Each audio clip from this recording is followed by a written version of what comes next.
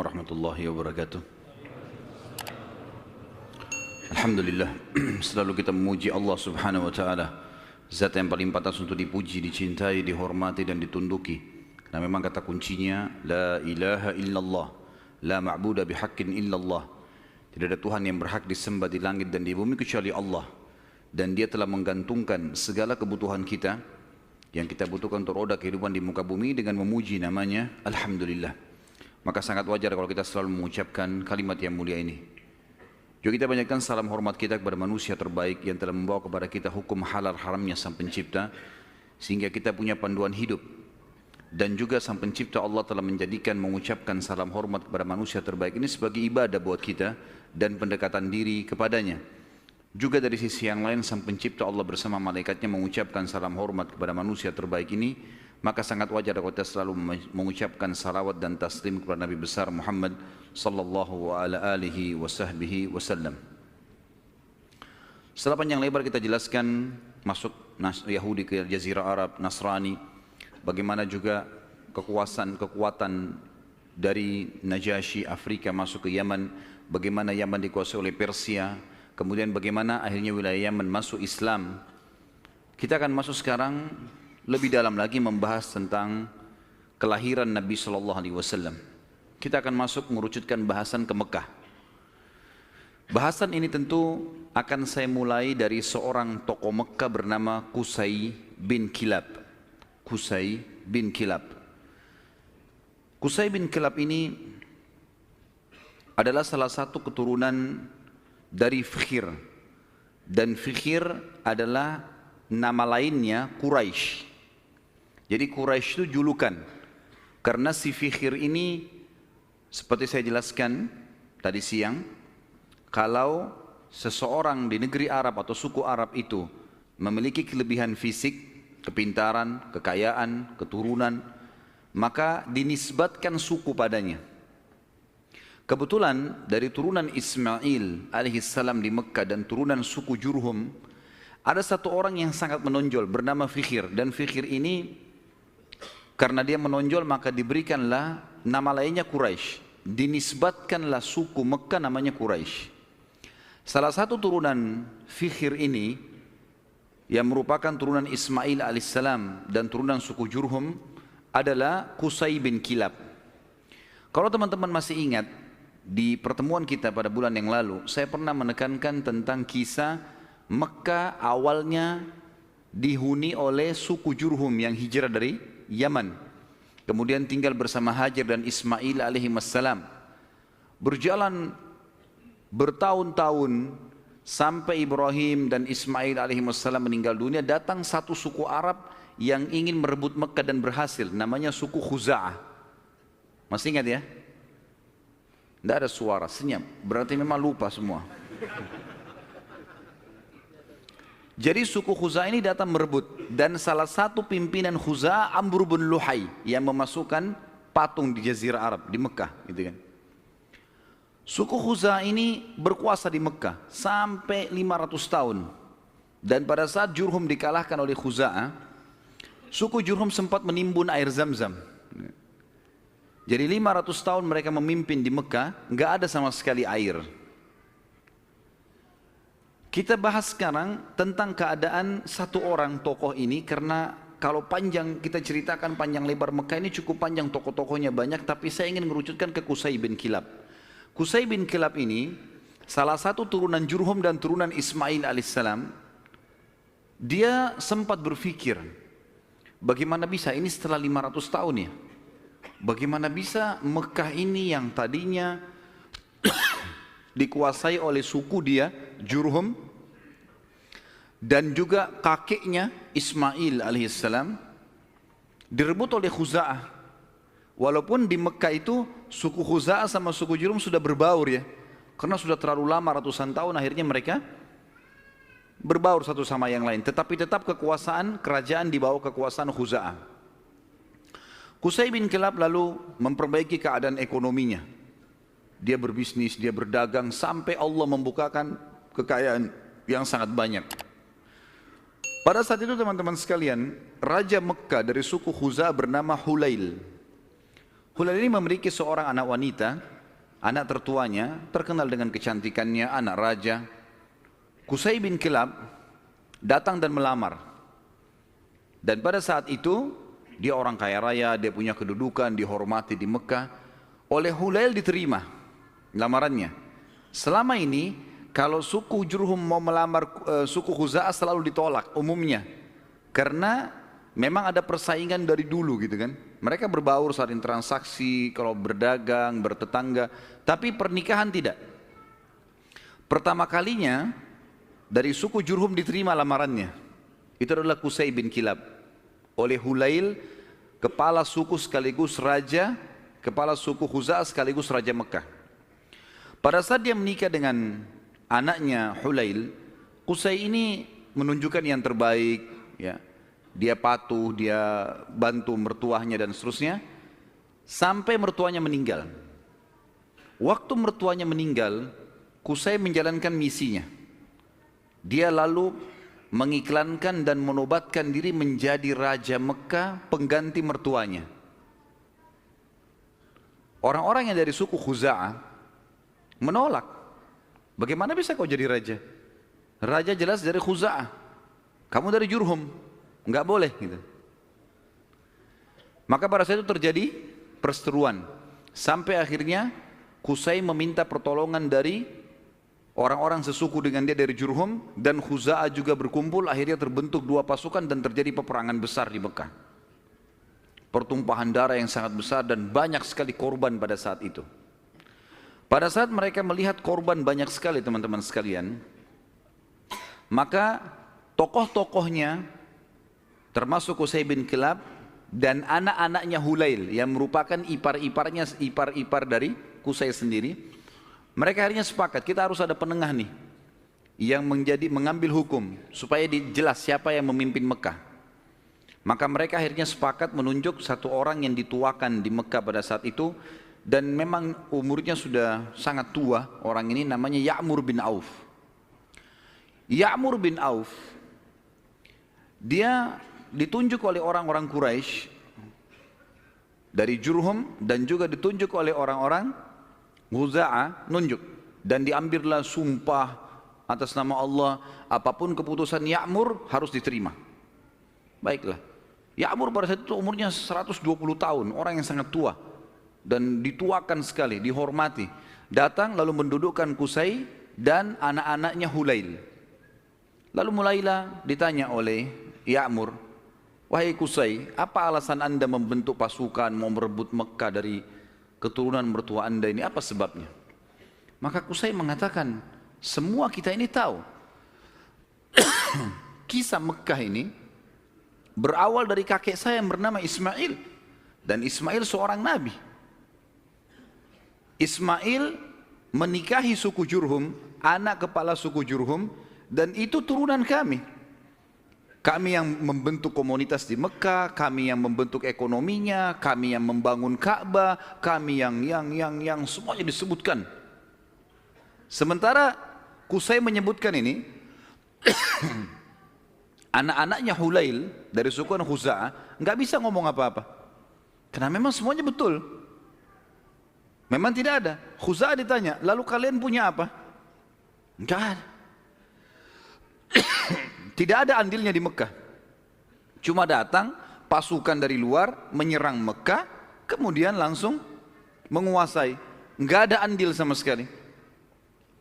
Tiba-tiba pada saat itu Ya'mur mengambil sebuah keputusan, mengatakan keputusan yang mutlak, seluruh Mekah, kerajaannya, kekuasaannya, pengurusan jemaah hajinya, pengurusan Ka'bahnya, ya, semuanya untuk Qusay bin Kilab. Maka dengan keputusan ini teman-teman sekalian, Qusay bin Kilab menjadi Raja Mekah. Menjadi Raja Mekah. Dan pada saat itulah kerajaan yang sudah hilang 500 tahun dari keturunan Jurhum kembali. Pada saat itu Qusay melakukan banyak sekali perkembangan di Mekah, di antaranya dia membangun sebuah tempat namanya Darun Nadwa.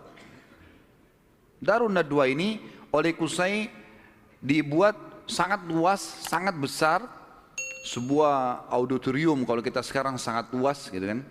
Tapi belum ada buku sejarah yang menyebutkan seberapa luas, seberapa dia menampung manusia. Tapi dari buku-buku sejarah disebutkan Darun Nadwa pada saat itu multifungsi. Dilakukan apa saja di situ. Pertemuan orang-orang Mekah, pertemuan tokoh-tokoh Mekah, sampai Qusay bin Kilab melarang siapapun orang Mekah menikah kecuali di Darun Nadwa. Harus di Darun Nadwa. Kalau anak bayi baru lahir, bawa ke Darun Nadwa. Pokoknya Darun Nadwa ini menjadi simbolnya Mekah. Termasuk juga pada saat orang-orang Quraisy ingin memerangi Nabi SAW. Nanti kita akan belajar pada saat beliau mau hijrah pun ke Madinah atau mau dibunuh, itu mereka kumpulnya di Darun Nadwa ini. Qusay bin Kilab pada saat sudah mulai tua teman-teman sekalian, dia memperhatikan di antara anak-anaknya, anaknya banyak sekali. Tapi ada dua orang yang menonjol, artinya anak pertama bernama Abduddar dan anak kedua bernama Abdul Manaf. Sudah hafal belum? Ngangguk-ngangguk saja. Allahu alam, faham atau enggak tahu. Abduddar dan Abdul Manaf. Abduddar anak pertamanya si Qusay. Abdul Manaf anak kesekian. Saya tidak temukan anak keberapa, tapi Abduddar karena anak pertama, biasanya kalau dinisbatkan nama seseorang adalah nama anak pertamanya. Jadi Qusay ini dipanggil Abu Abduddar gitu. Tapi Abduddar ini orangnya lemah secara fisik. Dia nggak punya keterampilan, nggak punya kepintaran, sehingga tidak punya kedudukan di tengah-tengah masyarakat. Sementara adik-adiknya semua, terutama Abdul Manaf, menonjol sekali. Punya suara, berdagang, majulah gitu. Maka Qusay ingin anaknya ini, Abduddar, punya kedudukan. Apa yang dia lakukan? Pada saat dia mau meninggal, dia tulis sebuah keputusan surat, kalau saya meninggal, semua kerajaan, semua pengurusan Ka'bah, jemaah haji, itu di tangan Abduddar. Waktu Qusay meninggal dunia, surat dibuka, ditemukan tertulis seperti itu, maka semua anak-anaknya patuh. Keputusan raja. Abduddar akhirnya menjadi raja. Berjalan waktu teman-teman sekalian, Abduddar wafat. Pada saat wafat, keturunan Abduddar mau melanjutkan kerajaan ayahnya, tapi turunan Abdul Manaf tidak setuju, nggak bisa. Abduddar ini, paman kami dulu ini, ayah kalian, itu dipilih oleh kakek kita semuanya, Qusay, karena dia nggak punya kedudukan dan kemuliaan. Sudah dikasih dan sudah berhasil. Sekarang nggak bisa kembali kepada kalian. Harusnya ini dibagi rata. Sampai mereka pada saat itu hampir perang satu sama yang lain. Sama lagi. Dicarilah hakim di antara mereka dan akhirnya kesimpulannya dibagi. Pembagian ini teman-teman sekalian adalah dibagi Abduddar khusus mengurus keturunan Abduddar, khusus mengurus semua yang berurusan dengan jemaah haji. Sementara Abduddar mengambil alih pengurusan Ka'bah dan Darun Nadwa. Sementara Abdul Manaf mengurus jemaah haji. Dibagi dua. Kita akan sedikit sisipkan di sini teman-teman sekalian kisah tentang Darun Nadwa ini yang tadi dibuat. Kita tinggalkan dulu sebentar tadi sampai ke masalah sudah pembagian Mekah. Abduddar mengurus Ka'bah dan juga Darun Nadwa. Haji itu Abdul Manaf, ya. Jadi haji ini maksudnya mengurus jemaah haji, kasih minum, kasih makan. Mereka dulu sukanya begitu. Dan mereka ini terkenal dengan dermawannya. Tidak boleh jemaah haji beli makanan, beli minuman, dikasih semua gratis. Seperti itulah. Darun Nadwa ini punya kisah unik sedikit. Saya khawatir lupa, maka saya sisipkan di sini. Darun Nadwa tadi yang dibuat oleh Qusay bin Kilab dan menjadi simbol Mekah.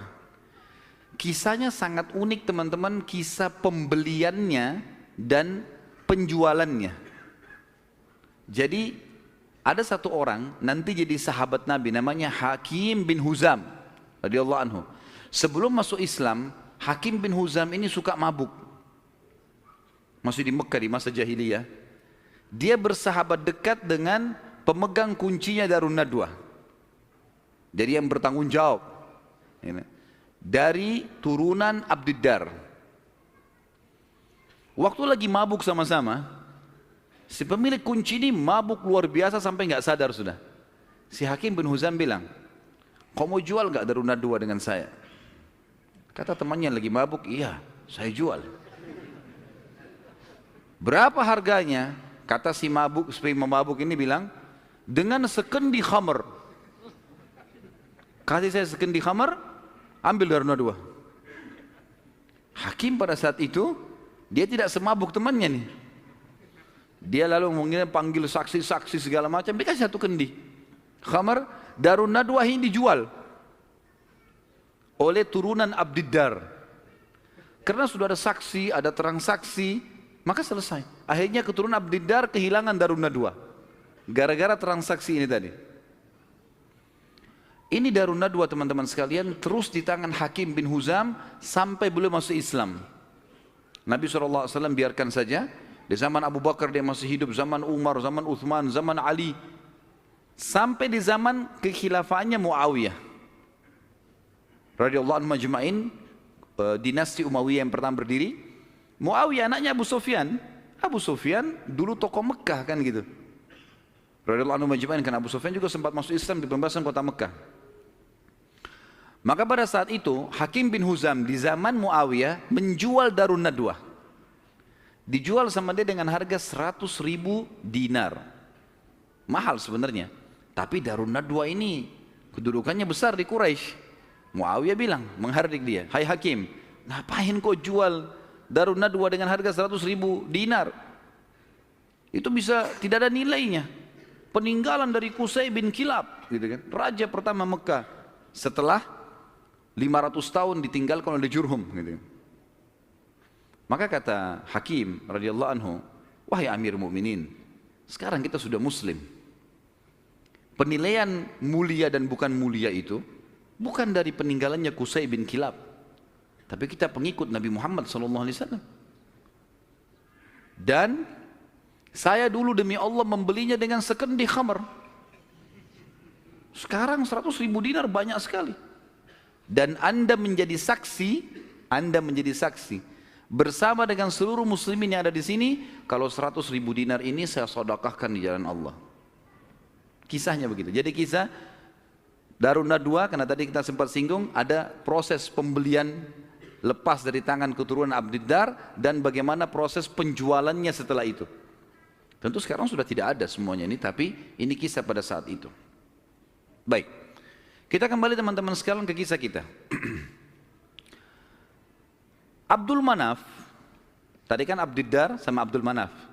Sekarang Abdiddar sudah kita sebutkan, diantaranya mereka menguasai Ka'bah dan Darun Nadwa. Dan sudah dijual, tinggal Ka'bah, perawatan Ka'bah, kiswahnya segala macam urusan mereka.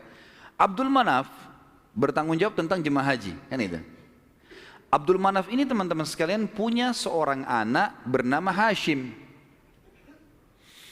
Hashim ini punya anak bernama Syaibah. Garis bawahi nama Syaibah ini. Tadi sudah makan siang belum ini? Banyak nama yang harus dihafal nih. Kita kerucutkan bahasan tentang Abdul Manaf punya anak namanya Hashim. Hashim punya anak Syaibah. Garis bawah Syaibah ini. Kita akan bahas Syaibah ini.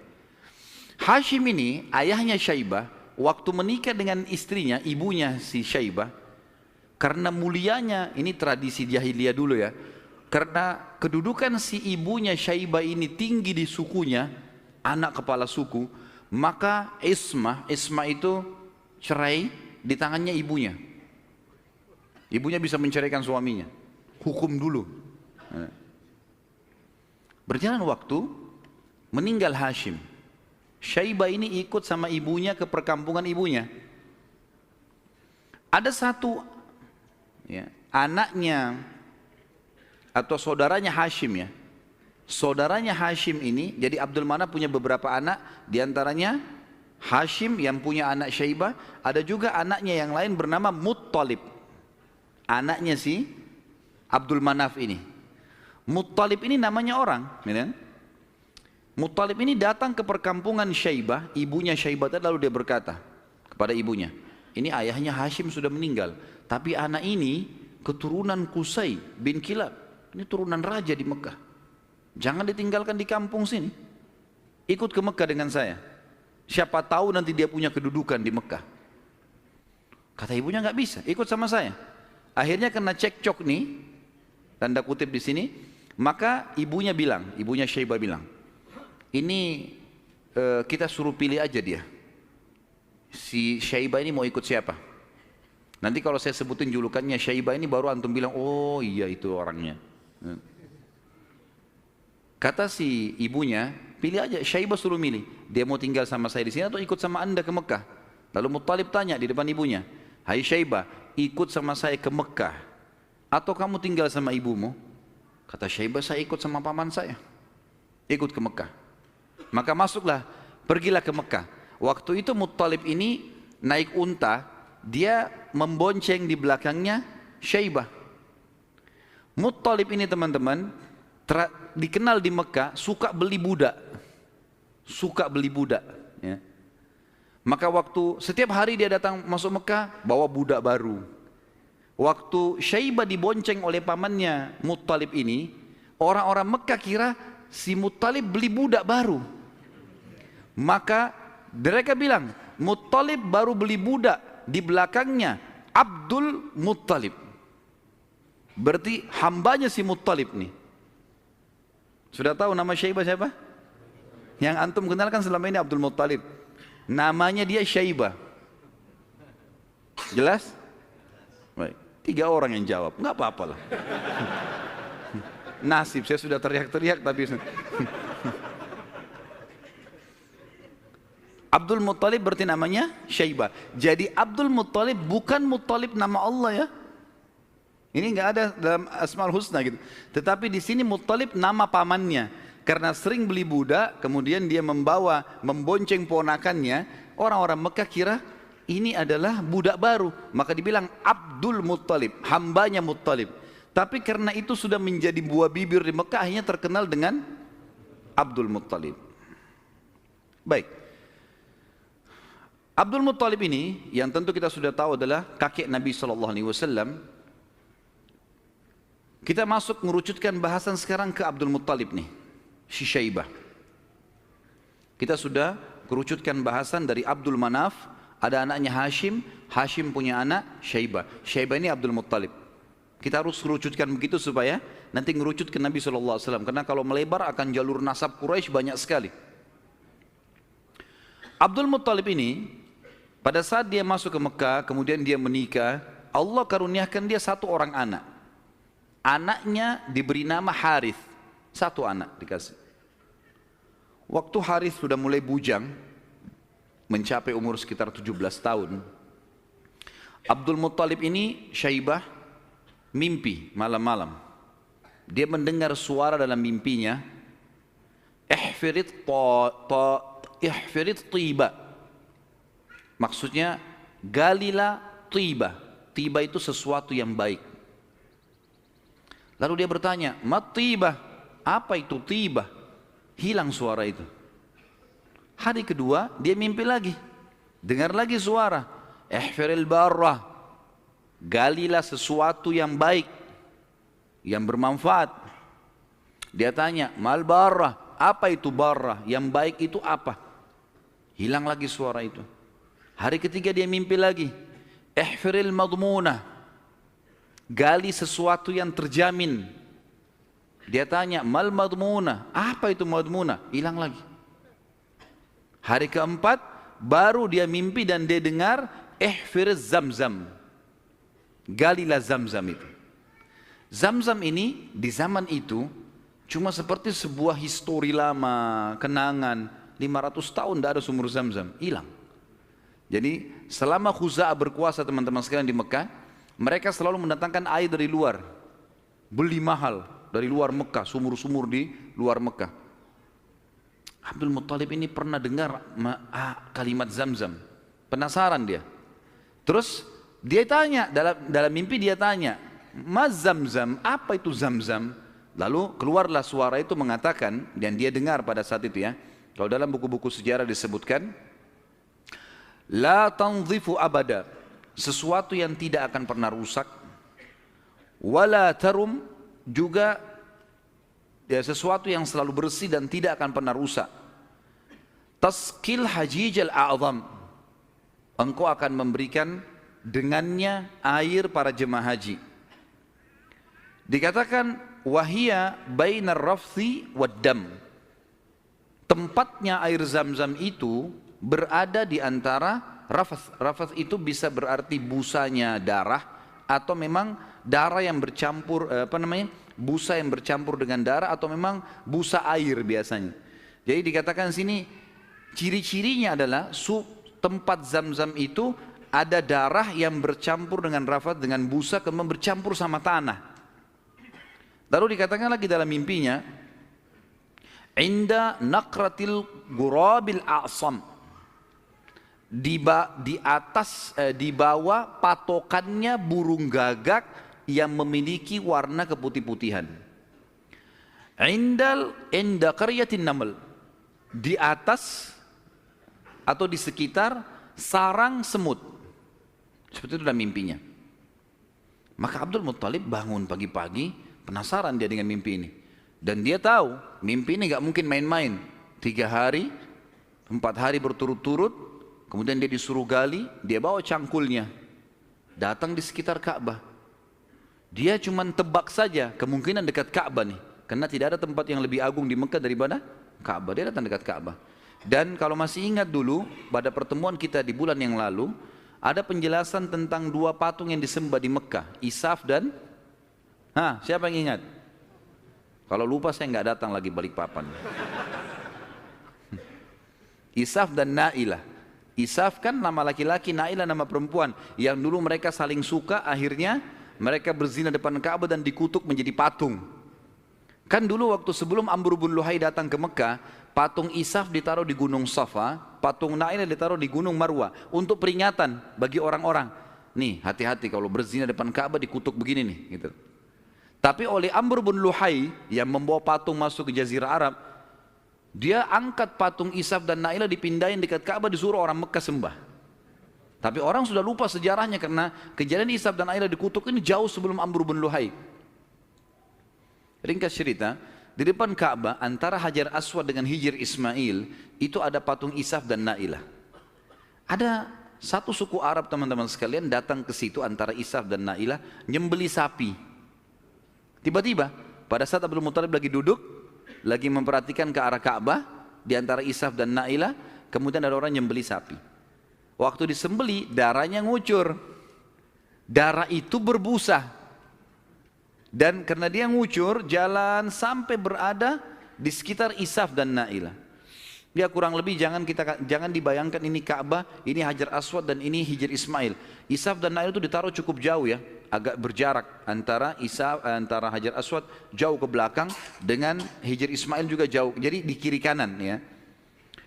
Tempat itu sangat luas. Jadi jangan difahami tadi ini misalnya Ka'bah kemudian di sini posisinya, tapi agak jauh di kiri kanan. Maka pada saat itu darah ini ngucur dari patung Isaf itu menuju ke tempat di tengah-tengah di situ. Pada saat itu di tengah-tengah. HP-nya siapa nih? Pada saat itu patungnya, darahnya ngalir, kemudian darah itu ngalir menuju ke tengah-tengah antara Isaf dan Nailah ini, dan ada seperti tempat agak turun di lembah Mekah kan waktu itu masih pasir. Lalu darah itu berkumpul di situ. Jadi akhirnya darah sama pasir bercampur. Abdul Muttalib lihat ini isyarat pertama nih. Mimpinya kan tadi darah yang mengalir berbusa yang bercampur dengan tanah, gitu kan. Lalu kemudian dia dekatin tempat itu, darah yang berkumpul itu. Dia temukan tiba-tiba ada burung gagak yang berwarna hitam. Burung gagak biasanya warna hitam ya. Tapi kalau ada burung gagak yang di bagian sayapnya itu ada beberapa bulu warna putih, namanya a'sam dalam bahasa Arab. Gurabil a'sam. Maka dia lihat ada burung gagak. Burung gagak ini mengepakin sayapnya dan mematuk-matuk di atas sekitar darah itu. Dia lihat isyarat yang kedua. Isyarat yang ketiga adalah di situ ada sarangnya semut.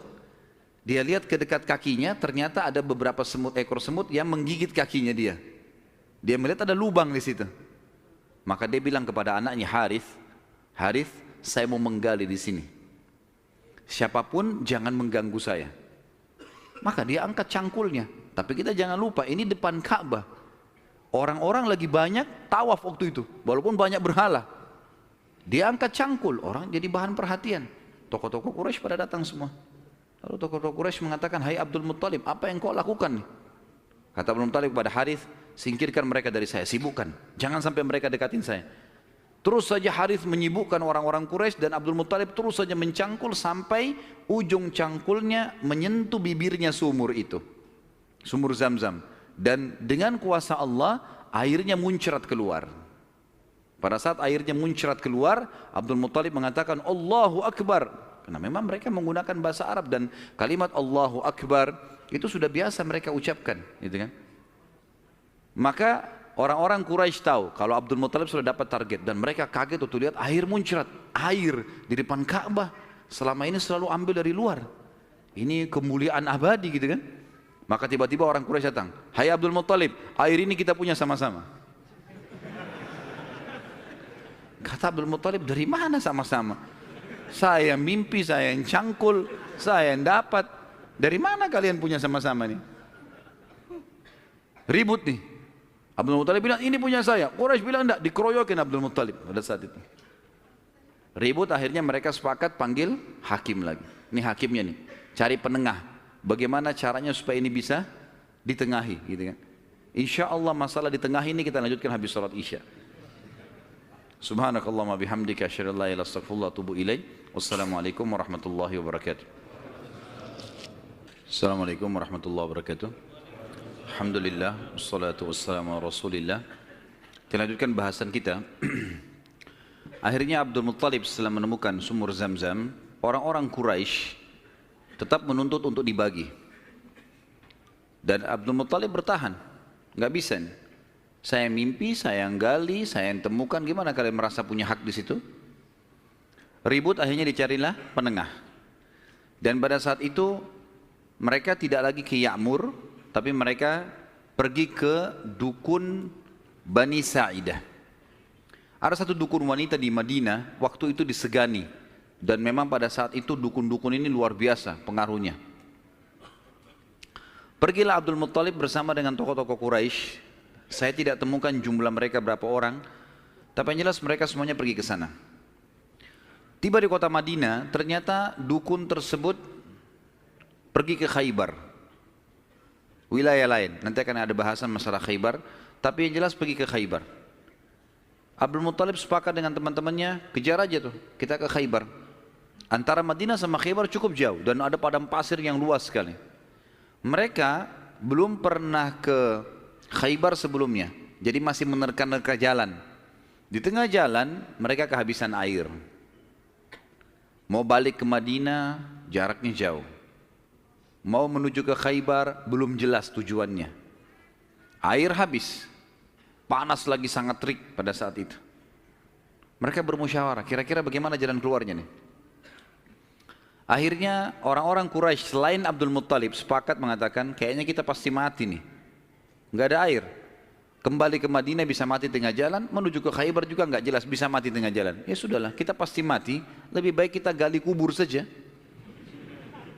Riwayatnya begitu, kisahnya begitu. Gali kubur. Dari sekian orang ini, nanti setiap siapa yang mati duluan dikubur oleh temannya. Minimal nanti ada satu orang yang tidak tertutup kuburannya, yang lain semua tertutup. Akhirnya mereka pada gali kuburan, kecuali Abdul Muttalib nih. Abdul Muttalib bilang ini bukan ide yang tepat nih. Masa kita menyerah? Lebih baik coba kita cari jalan. Teman-temannya bilang percuma, mau kemana? Abdul Muttalib naik ke atas untanya. Begitu untanya bergerak, dari pijakan kakinya untanya Abdul Muttalib keluar muncrat air di padang pasir itu. Keluar mata air. Lalu Abdul Muttalib melihat, dia turun dari untanya, dia minum airnya, untanya dikasih, lalu diajak teman-temannya, ayo ini ada air, minum. Teman-temannya heran, di padang pasir ada air. Maka akhirnya mereka sepakat mengatakan, demi Allah yang telah memberikan, demi Allah sungguh ya, yang telah memberikan air kamu di sini, Allah Subhanahu wa taala, dialah yang telah memberikan kamu air Zamzam. Zamzam punya kau, hai Abdul Muttalib. Gara-gara ini akhirnya Zamzam jadi miliknya Abdul Muttalib. Dan Abdul Muttalib keturunan dari Abdul Manaf. Sementara memang dasarnya Abdul Manaf tadi sudah saya jelaskan, mereka bertugas memberikan makanan dan minuman jemaah haji. Sehingga sekarang mereka tidak perlu lagi mengambil air dari luar, tapi mereka sudah punya mata air Zam-Zam. Dan sebagian ahli sejarah menanggapi mengatakan, Allah yang maha tinggi dan maha pemurah memudahkan mata air Zam-Zam ditemukan kembali oleh Abdul Muttalib, karena memang suku ini dari turunan Abdul Manaf bertugas untuk memberikan minum dan makan jemaah haji. Maka karena itu Allah subhanahu wa ta'ala kasih. Makanya tadi dalam salah satu perkataan dan pernyataan dalam mimpi, Taski hajijal a'zam, engkau akan memberikan minum jemaah haji yang banyak, gitu kan. Jadi bukan karena Abdul Muttalibnya, tapi karena memang waktu itu diberikan untuk jemaah haji umumnya. Baik, baliklah Abdul Muttalib ke Mekah, dan akhirnya pada saat itu Abdul Muttalib dinobatkan secara tidak langsung sebagai Raja Mekah. Kenapa saya katakan tidak langsung? Karena pada saat itu Quraisy sepakat di Mekah itu semua kepala suku bisa memimpin. Bisa memimpin. Tidak harus fokus ke turunan Abdul Manaf atau Abdul Dar, tapi mereka Abdul Manaf Abdul Dar ini mereka yang memegang Ka'bah, memegang urusan haji dan jemaah haji, minum dan makannya ini. Tapi pasukan segala macam ini boleh dari mana saja. Tapi dengan kejadian Abdul Muttalib menemukan air Zam-Zam, maka terkerucut lagi masalah orang-orang Mekah. Karena tadi setelah Abdul Dar meninggal, kan kita sudah bilang tadi, kan pecah ya. Abdul Dar kan jadi raja pengganti ayahnya Qusay. Tapi setelah Abdul Dar mati, ribut anak-anaknya, akhirnya tidak ada raja. Setelah kejadian air Zam-Zam, secara tidak disadari Abdul Muttalib ditunjuk menjadi raja. Dan inilah sebabnya waktu kita jelaskan tadi masalah pasukan gajah yang datang, Abdul Muttalib kan menjadi raja pada saat itu. Dan menjadi raja justru karena menemukan mata air Zam-Zam ini. Abdul Muttalib pada saat itu mulai naik kedudukannya, namanya jadi tambah baik dan seterusnya. Memang orangnya sangat dermawan. Semua orang boleh minum air Zam-Zam tapi melalui izin dia. Tapi tidak bayar, gitu kan? Dikasih semuanya. Abdul Muttalib mulai berpikir, waktu dia tadi punya anak satu, namanya Harith. Masih ingat nggak? Wah, ngaku-ngaku aja. Baiklah, saya terima. Anaknya tadi satu, Harith, yang disuruh jaga sama dia waktu dia mencangkul kan? Baiklah. Si Harith, dia pikir, waktu saya tadinya punya anak satu nih, kayaknya kerepotan, gak ada yang bisa bela dia. Dan seorang raja, salah satu kebanggaannya kalau punya keturunan banyak. Maka dia pada saat itu berazam, bernazar ya, kalau Allah memberikan dia anak laki-laki yang banyak, jumlahnya mencapai 10, dia akan menyembelih salah satunya, dikorbankan di depan Ka'bah untuk Allah. Gak ada dalam syariat Nabi Ibrahim alaihissalam. Ini ijtihadnya, upayanya Abdul Muttalib. Subhanallah, berjalan waktu, istrinya melahirkan, punya anak 16. Anaknya Abdul Muttalib 16, 10 laki-laki, 6 perempuan. Laki-laki yang 10 ini, yang paling pertama tentu ada namanya Harith ya. Kemudian ada, jadi dari 10 ini kita bagi, 6 ini meninggal sebelum masa kenabian, 4 mendapatkan masa kenabian. Dari 10 anak Abdul Muttalib yang laki-laki, ada 6 yang meninggal sebelum fase kenabian, sebelum penobatan Nabi SAW menjadi Nabi. Ini paman-paman Nabi semua ya. Dan ada 4 yang mendapatkan fase atau masa kenabian. 6 orang yang tidak dapat masa kenabian ini tentu dimulai dari Harith tadi, anak pertamanya Abdul Muttalib. Kemudian tentu ada beberapa nama ya, saya sebutkan Harith, Dirar, Hijir, Muqaddam, Zubair. Dan yang keenam Abdullah, ayahnya Nabi SAW. Abdullah ini sebenarnya anak paling bungsu dari Abdul Muttalib, anak ke-10. Anak ke-10 dari 10 anak laki-lakinya ya.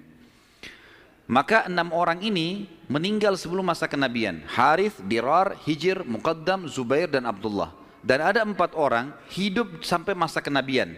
2 beriman, 2 kafir. Yang beriman adalah Hamzah dan Abbas radhiyallahu anhum. Ini sempat beriman pada Nabi SAW dan mulia. Hamzah bahkan menjadi pimpinan para syuhada, mati syahid mulia di perang Uhud. Dan Abbas hidup sampai setelah Nabi SAW meninggal pun, sampai di zaman Khilafah Umar. Kemudian ada dua yang hidup di masa kenabian tapi kafir, enggak beriman. Abu Talib dan Abu Lahab. Abu Talib ini nama lainnya dia Abdul Manaf. Diambil dari nama kakeknya, tapi terkenal dengan Abu Talib. Abu Lahab julukan namanya Abdul Uzzah. Dan kita tahu surah Al-Masad turun pada Abu Lahab ini. Paman Nabi SAW, benci sekali dengan Nabi, benci dengan dakwah. Nanti akan kita ceritakan kisahnya di pertemuan akan datang. Yang jelas ini 10 orang anak laki-laki Nabi SAW. Kemudian ada 6 orang anak perempuan. Yang pertama Sofiyah. Sofiyah ini ibunya Zubair bin Awam radhiyallahu anhu. Dan Sofiyah nanti akan kita ceritakan kisahnya luar biasa, pemberani perempuan ini. Dan dia mendidik Zubair bin Awam dengan sangat tegas. Jadi kalau dia jalan, dia membawa Zubair, dia latih di tempat gelap, sengaja dia diam. Kalau Zubair nangis ditinggalin, dibiarin. Karena mau dilatih. Orang-orang semua pada hardik, hai Sofia, kenapa kau gitu kan anakmu? Saya mau dia jadi pemberani. Dan betul-betul jadi pemberani Zubair. Zubair itu di peperangan-peperangannya, kalau teman-teman ikuti ceramah saya di YouTube, ada serial sahabat di antara Zubair bin Awam itu luar biasa. Kalau pasukan lagi berhadapan, dia maju ke depan musuh. Jadi musuh di depan ini, kemudian dia di depannya. Tunggu takbir di belakang, dia serang duluan, sendirian. Luar biasa beraninya, radhiyallahu anhu. Ibunya namanya Sofia, tante Nabi SAW. Dan ini sempat masuk Islam di tangan Nabi SAW. Kemudian ada Ummu Hakim, ada Atiqah, ada Umaymah, ada Arwah dan Bar. Kita masuk sekarang ke masalah, kembali ke mana Abdul Muttalib. Abdul Muttalib ini anak terakhirnya yang ke-10 adalah Abdullah. Dan itu ayah Nabi SAW. Abdul Muttalib kan tadi sudah saya bilang dia nazar, kalau punya 10 anak laki-laki, dia akan korbankan salah satunya kan. Lalu dia datang ke dukun di Mekah, dan dia berkata pada dukun itu, acaklah nama anak-anak saya. Tradisi mereka pada saat itu suka sekali mengundi nasib. Kalau di dalam agama kita disebutkan tradisi mereka namanya tatayur, menggandun nasib sama benda atau sama burung. Orang-orang Arab itu kalau orang Quraisy dulu, mereka kalau mau safar, mereka ambil bulu, kemudian mereka tulis safar. Bulu yang kedua tidak safar, bulu ketiga kosong. Dimasukin dalam kotak, kemudian dia ambil salah satunya tidak sambil tidak dilihat. Kalau keluar kata-kata safar, dia yakin di perjalanannya aman. Tradisi jahiliyah, mereka salah pada saat itu tentunya. Kemudian kalau keluar tidak safar, mereka tidak boleh safar. Kalau mereka safar berarti kena musibah. Kalau keluar bulu yang tidak ada tulisannya, maka dia ulangi. Ada cara yang lain, sampai dapat safar atau tidak safar ya. Kalau ada tradisi yang lain adalah, kalau mengacak nama, maka mereka menulis nama di batu, lalu batu ini dibalik, kemudian ditaruh lalu diacak, dikeluarkanlah. Kalau mereka butuh sesuatu dengan cara seperti itu. Ya. Dan ini ditarik dalam hampir setiap kehidupan mereka, mau beli rumah, mau apa saja selalu ditulis di batu, terus diacak di batu, itu mungkin dinasib dengan itu. Abdul Muttalib datang kepada satu dukun mengatakan, tulis nama anak-anak saya laki-laki ini, semua dari Harith sampai Abdullah. Tulis semuanya 10 orang, acak. Siapa yang keluar namanya, itu yang saya korbankan. Dan kalau nama Abdullah selamat, tidak keluar, maka saya langsung eksekusi. Karena Abdullah anak paling bungsu dan paling disayang oleh ayahnya Abdul Muttalib. Seperti itulah. Baik, diacaklah batu ini, diambil batu, keluar namanya Abdullah. Abdul Muttalib berat sebenarnya, ini anak paling bungsu disayang. Musyawarah sama anak-anaknya gimana? Nggak apa-apa ya, acak aja lagi. Acak lagi, yang kedua kali namanya Abdullah lagi. Sampai 3 kali. Namanya Abdullah terus yang diambil, keluar. Padahal ini batu diacak 10 nama. Kata Abdul Muttalib, berarti sudah memang anak ini nasibnya. Bawa Abdullah. Dibawalah Abdullah ini ke depan Ka'bah, ditaruh di atas sebuah batu. Biasanya mereka taruh di situ sembelihan. Taruh kambing, taruh apa, dipegang di atas batu itu, baru mereka sembelih untuk berhala-berhala gitu kan. Ditaruhlah Abdullah, mau disembelih sama dia. Ikat tangannya, ikat kakinya, angkat pedang, mau disembelih. Orang-orang Quraisy lihat, apalagi yang Abdul Muttalib buat nih. Datang tanya, hai Abdul Muttalib, apa yang kau lakukan? Saya sudah nazar, kalau Allah kasih saya 10 anak, saya sembelih salah satunya. Dan saya sudah acak nama-nama anak-anak saya yang keluar anak ini. Saya mau jalankan nazar saya. Orang-orang Quraisy bilang, nggak bisa, jangan. Mereka berusaha tahan. Akhirnya Abdullah ini ditarik-tarik. Ini. Sampai akhirnya karena ditarik-tarik, ada orang Quraisy yang sempat menarik bagian badannya dan ada yang menarik kupingnya sampai kuping Abdullah itu sempat luka. Maka ada julukan sendiri dikatakan Abdullah yang luka kupingnya. Gitu. Ayah Nabi SAW. Baik. Pada saat itu orang-orang Quraisy mengatakan, wahai Abdul Muttalib, sadarlah. Kalau kau lakukan ini sementara kamu adalah tokoh masyarakat di Mekah, maka akan menjadi sebuah tradisi nanti ini. Akhirnya setiap orang punya 10 anak laki-laki, satu disembelih. Dan apa kenikmatannya orang kalau sudah punya anak disembelih gitu. Jangan dilakukan. Mari kita berhukum lagi. Cari hakim. Kembali kepada wanita dukun di Madinah. Suku Sa'idah tadi. Yang tadi pada saat pertama mau cari air Zam-Zam, mau miliknya siapa air Zam-Zam, kan mereka ke Madinah. Tapi dukunnya kan pergi ke Khaybar, nggak ketemu. Tidak sempat ketemu, akhirnya dapat air dari telapak kaki untanya Abdul Muttalib. Sekarang enggak, mereka pergi lagi ke sana ke Madinah, ketemu sama dukun itu. Tanya, bagaimana nih? Tentu ini bukan kita sedang mempromosikan dukun, dukun haram dalam agama. Setelah Islam datang, enggak ada dukun ini. Kata Nabi SAW, siapa yang datang kepada dukun, bertanya saja, bertanya. Terka tangannya, terka apa segala macam, tidak diterima sholatnya 40 hari. Yang datang bertanya, percaya kufur kepada apa yang diturunkan kepada Muhammad SAW. Tapi kita sedang merentet histori pada zaman itu ya. Baik, pada saat itu teman-teman sekalian, dukun ini ditanya, berapa dia? Dia itu denda. Berapa dendanya orang di Mekah Quraisy kalau ada yang membunuh? Kata Abdul Muttalib, 10 ekor unta. Jadi kalau orang membunuh, supaya dia tidak dibunuh, dia harus bayar ke walinya orang yang dibunuh 10 ekor unta. Kata si dukun, tulis namanya Abdullah di batu, tulis juga 10 ekor unta di batu yang lain. Balik, acak. Ini ngundi nasib terus ini. Acak. Waktu diacak, kata dukunnya, kalau keluar namanya Abdullah, supaya Abdullah selamat, tambah batu yang ketiga, tulis 10 ekor unta lagi. Sampai Abdullah selamat. Kalau keluar nama unta, nah baru untanya, baru Abdullah selamat. Ditaruh batu 10 ekor unta sama Abdullah, diacak namanya Abdullah keluar. Tambah batu 20 ekor unta sekarang, 10, setiap batu 10 ya. 10 ekor unta batu kedua, keluar lagi namanya Abdullah. Terus sampai 10 batu. Sampai akhirnya ada 10 batu, semuanya tertulis 10 unta, satu namanya Abdullah. Waktu diacak setelah 10, diangkat keluar namanya Abdullah. Dan ini pastilah 10 batu semuanya unta gitu kan. Semestinya secara rasional gitu ya. Tapi ini pada saat itu keyakinan orang. Abdul Muttalib bilang, saya enggak percaya, saya belum puas nih. Coba acak lagi, diacak lagi, diambil unta sampai 3 kali. Kata Abdul Muttalib, baiklah. Kalau begitu saya akan sembelih itu 100 ekor unta. 100 ekor unta. Karena setiap batu 10, ada 10 batu, maka 100 ekor unta. Pada saat itu akhirnya dengan kejadian ini Abdullah selamat dari sembelihan atau dikurbankan. Dan Nabi SAW berkata dalam sebuah hadis, Ana ibnu Zabihain.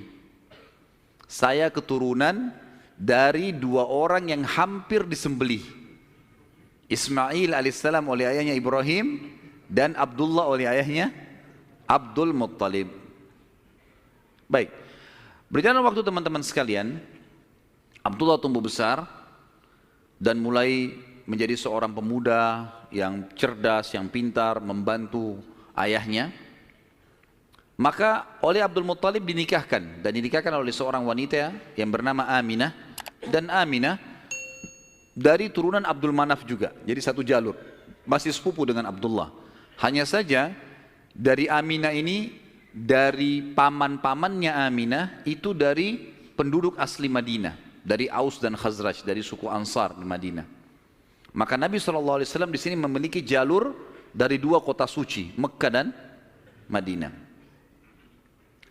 Pada saat sudah selesai melahirkan, baru menikah, beberapa hari kemudian ada tanda-tanda kehamilan di Aminah.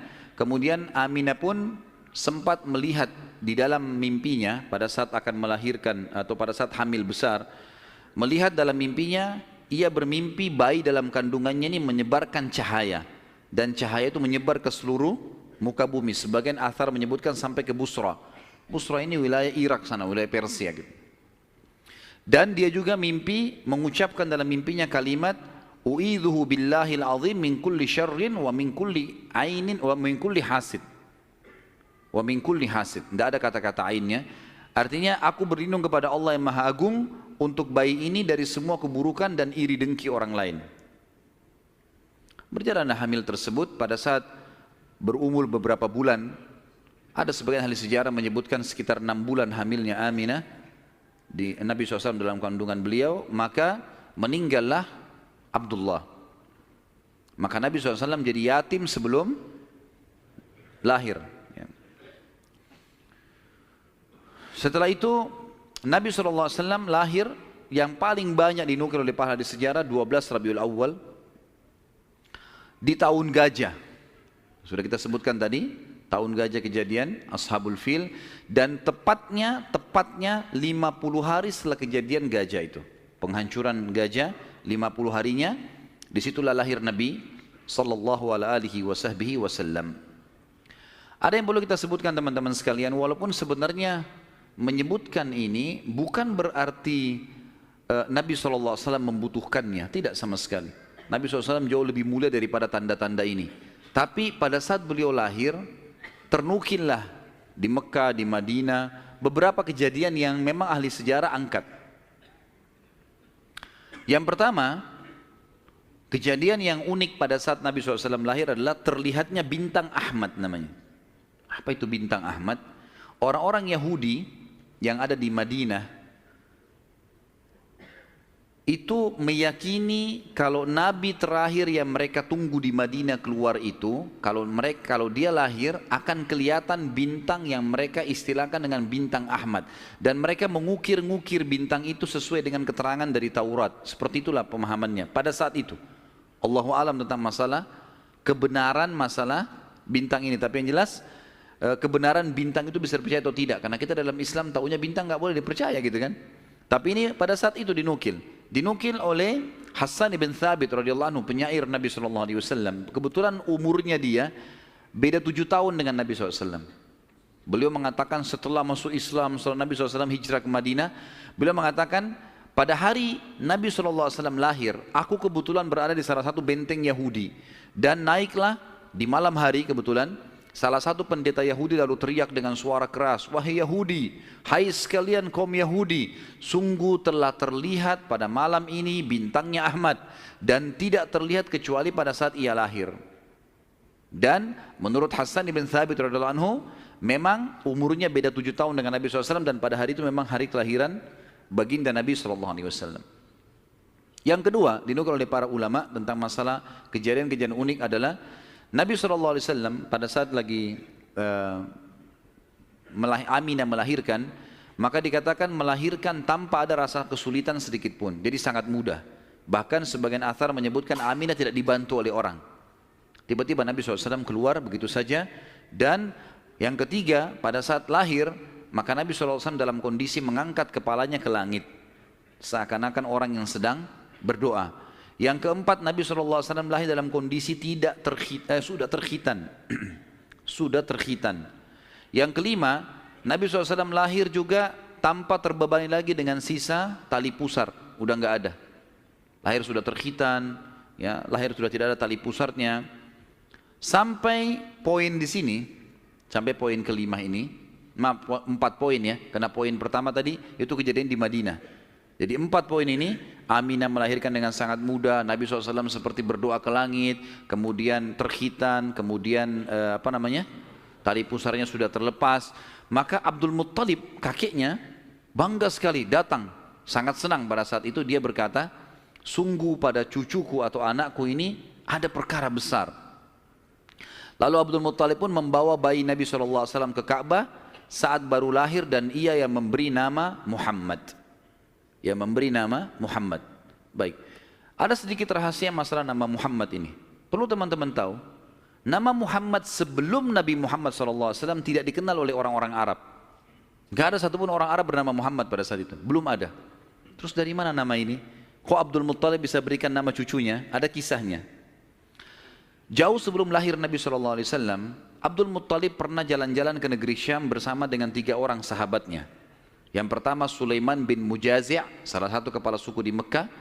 Yang kedua Hulayla bin Hajij. Dan yang ketiga Himran bin Rabi'ah.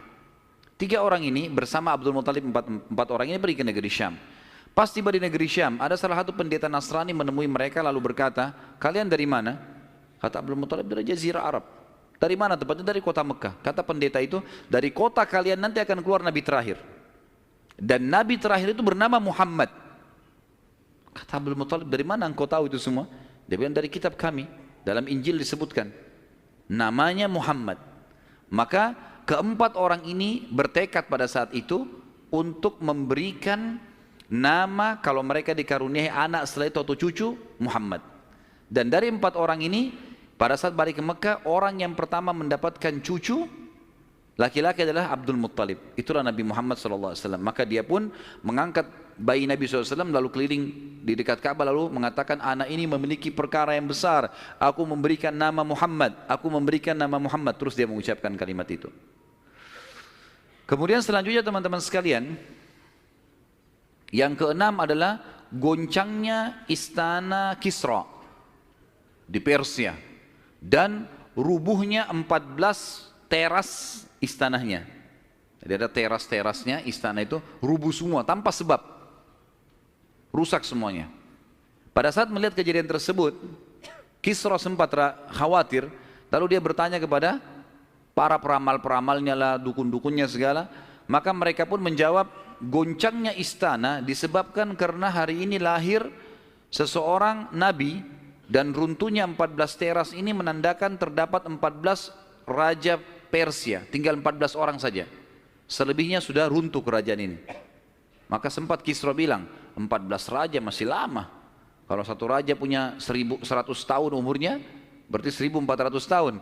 Tapi tanpa disadari oleh Kisra, para ahli sejarah muslim menukil, tanpa membenarkan ramalan ini ya, kita bukan membenarkan, karena ramalan itu semua kalaupun bertepatan karena mereka mencuri, syaitan mencuri berita dari langit, bukan karena mereka tahu, sebagaimana dijelaskan dalam ada hadits Nabi SAW.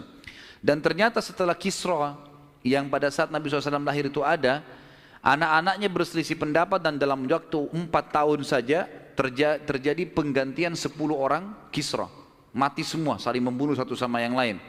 Ya, dan puncaknya yang terakhir adalah yang ke-14 meninggal di zaman Umar radhiyallahu anhu. Pada saat Umar menembus wilayah Persia.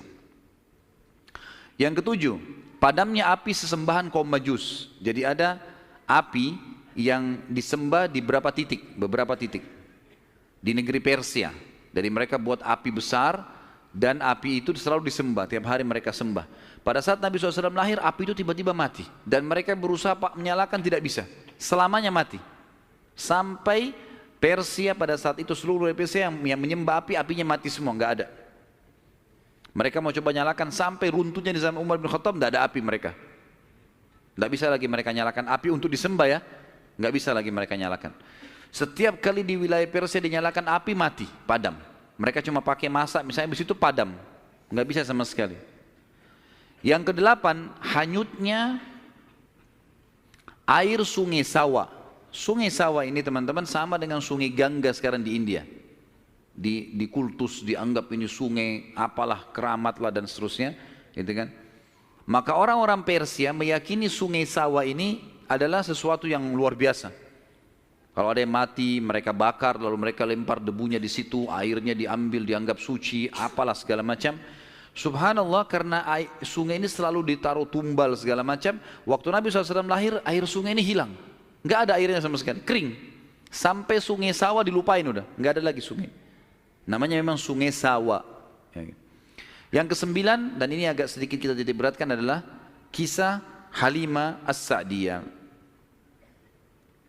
Tradisi orang Arab dulu teman-teman sekalian, terutama orang-orang Quraisy, setiap bayi lahir, selalu dititipkan untuk disusui dan dibesarkan selama 2 tahun di luar kota Mekah, tepatnya di padang pasir.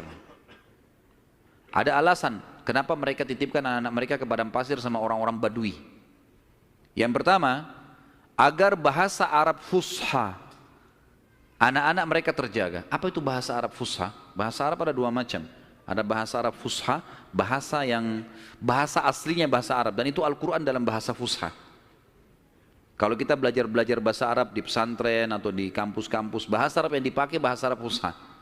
Dia punya grammar rapi. Gitu. Ada bahasa ammiyah, yang kedua, bahasa pasar. Ini bahasanya dialeknya berbeda-beda, Mesir berbeda, Tunis berbeda, Saudi berbeda, dialek bahasa pasarnya berbeda. Ini tidak punya grammar, lebih teracak. Ya mungkin kalau dalam bahasa Inggris dari Inggris sendiri, negeri Inggris dengan dari Amerika, agak berbeda, grammarnya lebih rapi gitu kan. Tapi kita tidak bahas masalah itu tentunya. Yang jelas orang-orang Quraisy untuk menjaga bahasa fusha, maka mereka menitipkan anak mereka ke Badui, karena orang Badui masih pakai bahasa fusha. Sementara penduduk asli Mekah pada saat itu sudah sering lalu-lalang jemaah haji. Jemaah haji ini dari berbagai wilayah. Makanya kita temukan bahasa Arab yang kalau tanda kutip ya, yang paling kacau itu bahasa Arabnya orang Mekah sampai hari ini. Karena bercampur baur antara bahasa Arab dengan bahasa Urdu, dengan bahasa Indonesia, dengan campur-campur. Jadi kalau kita ngomong sama mereka itu nggak jelas kadang-kadang. Memang orang-orang Mekah dikenal begitu, karena memang campur baurnya jemaah haji ini. Karena mereka nggak bisa bahasa Arab, mereka pakai bahasanya. Jadi orang sana terpaksa belajar bahasa Persia, belajar bahasa Melayu, belajar macam-macam. Seperti itulah. Nah, dari zaman dulu memang orang-orang Quraisy sudah khawatir dengan itu, perubahan bahasa. Yang kedua, alasannya kenapa anak-anak mereka dititipkan di padang pasir, karena sisi kesehatan. Padahal zaman dulu belum ada seperti kita ya, masalah kimia-kimia dan segala polusi udara masih belum ada. Tapi orang-orang Quraisy sudah berpikir itu. Anak-anak mereka ditinggalkan di padang pasir untuk menjaga kesehatan tubuh mereka, karena makanannya alami gitu kan. Hewan-hewan yang langsung disembelih, langsung dimakan, susu kambing yang diminum, memang sehat. Dan juga udara gitu kan. Serta juga orang-orang Badui ini melatih anak-anak mereka hidup untuk hidup susah. Berburulah, membantu orang tuanya, seperti itulah. Nabi SAW pada saat lahir, secara kebetulan wanita-wanita Badui dari suku Sa'diyah kebetulan memang terkenal suka menjual jasa susu ini. Banyak ibu-ibu mereka, wanita mereka yang baru melahirkan, air susunya banyak, mereka pun pergi ke Mekah atau ke kota-kota lain nawarin jasa. Ada yang mau nggak titipin anaknya 2 tahun, kemudian nanti bayar upah gitu. Bisa orang tuanya datang mengunjungi, nanti balik lagi. Pokoknya anak-anak ini dijamin dijaga. Dan suku Sa'di ini terkenal suku-suku orang-orang yang amanah. Maka orang tidak ragu nitipan anaknya. Datanglah beberapa wanita dari Sa'diyah, di antaranya Halimah. Halimah Sa'diyah ini bersama dengan suaminya bernama Harith. Mereka sama-sama rame-rame datang, dan kebetulan kehidupan Harith dan Halimah ini pas-pasan. Orang miskin lah.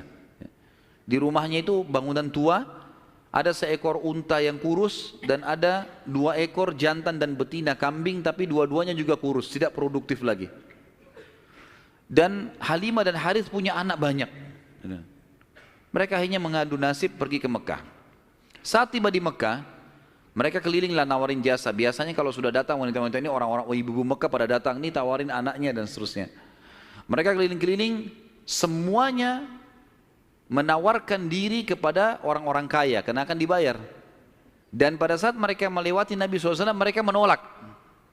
Karena pada saat itu mereka tahunya Nabi SAW tidak memiliki ayah. Abdullah meninggal waktu umur 6 bulan. Siapa yang mau tanggung nih?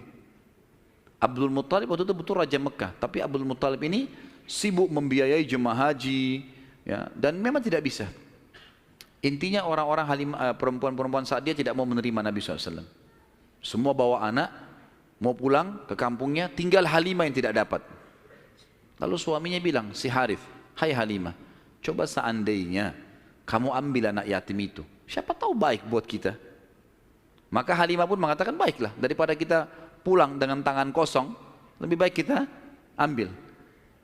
Subhanallah, begitu Halimah pegang Nabi SAW, di situ terjadi keberkahan. Waktu datang ke Mekah, Halimah menunggangi keledai, keledainya kurus sekali dan selalu lambat di belakang. Sampai teman-temannya Halimah kayak ngolok-ngolok, "Hai Halimah, cepatlah, keledaimu melambatkan kami." Gitu. Dan keledai-keledai yang lain bisa 2 orang naikin, keledai Halimah nggak bisa. Jadi Harith selalu megang saja talinya gitu. Waktu dia mengambil Nabi SAW, kejadian aneh yang pertama, yang unik. Bukan aneh, tapi unik ya.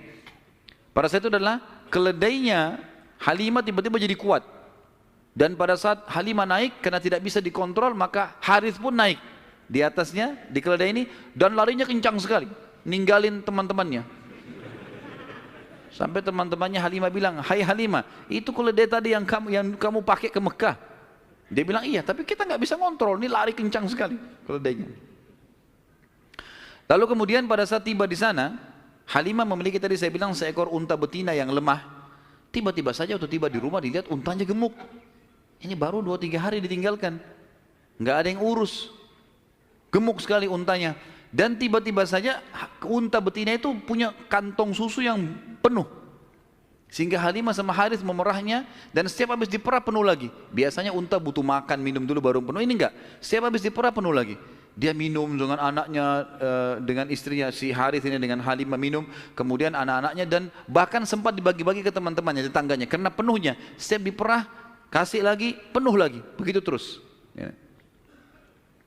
Kemudian 2 kambing, jantan dan betina yang kurus juga tadi, tiba-tiba gemuk, dan tiba-tiba betinanya hamil dan punya anak, dan akhirnya menjadi banyak.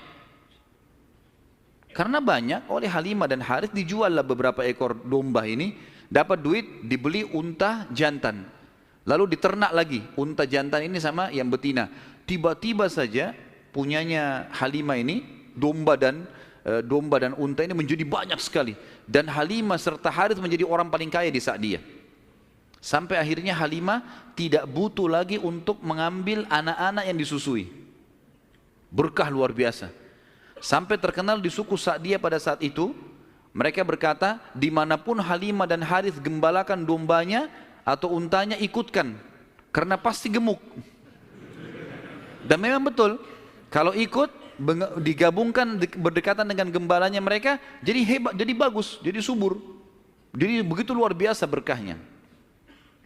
Halimah berkata, didongkel dalam buku-buku sejarah tentunya, Muhammad telah tumbuh tidak alami, bukan seperti anak-anak sebayahnya. Pada saat dia umur 2 tahun, perilakunya dan pemahamannya sudah seperti anak 6 tahun. Mudah diberikan penjelasan, tidak suka membuat marah, banyak hal-hal gitu. Saat tiba masa pengembalian, sudah umur 2 tahun, Halimah dan Harith pergi membawa Nabi SAW ke Mekah untuk dikembalikan pada Aminah, tapi mereka memohon-mohon, "Tolonglah hai Aminah, biarkanlah tinggal bersama kami. Anak ini kami akan jaga, lihat sehat Muhammad, gak ada masalah." Karena mereka lihat berkahnya. Dan kami tidak butuh bayaran, gak usah bayar. Muhammad ini waktu datang luar biasa, kejadiannya begini, segala macam. Baiklah, kata Aminah, silahkan. Dibawa, tentu Aminah ini bolak-balik ya, ngelihat anaknya, balik lagi, tapi tinggal di sana. Sampai akhirnya Nabi SAW tinggal di suku Sa'diyah sampai umur 6 tahun. Sampai umur 6 tahun. Nah, di umur 6 tahun ini teman-teman ada kejadian.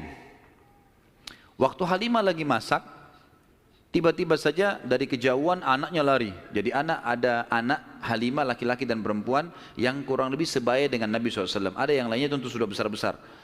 Nah, si laki-laki ini yang lebih tua dari Nabi SAW lari-lari mengatakan, "Wahai ibu, saudaraku dari Quraisy telah dikeroyokin oleh 2 orang. Lihatlah."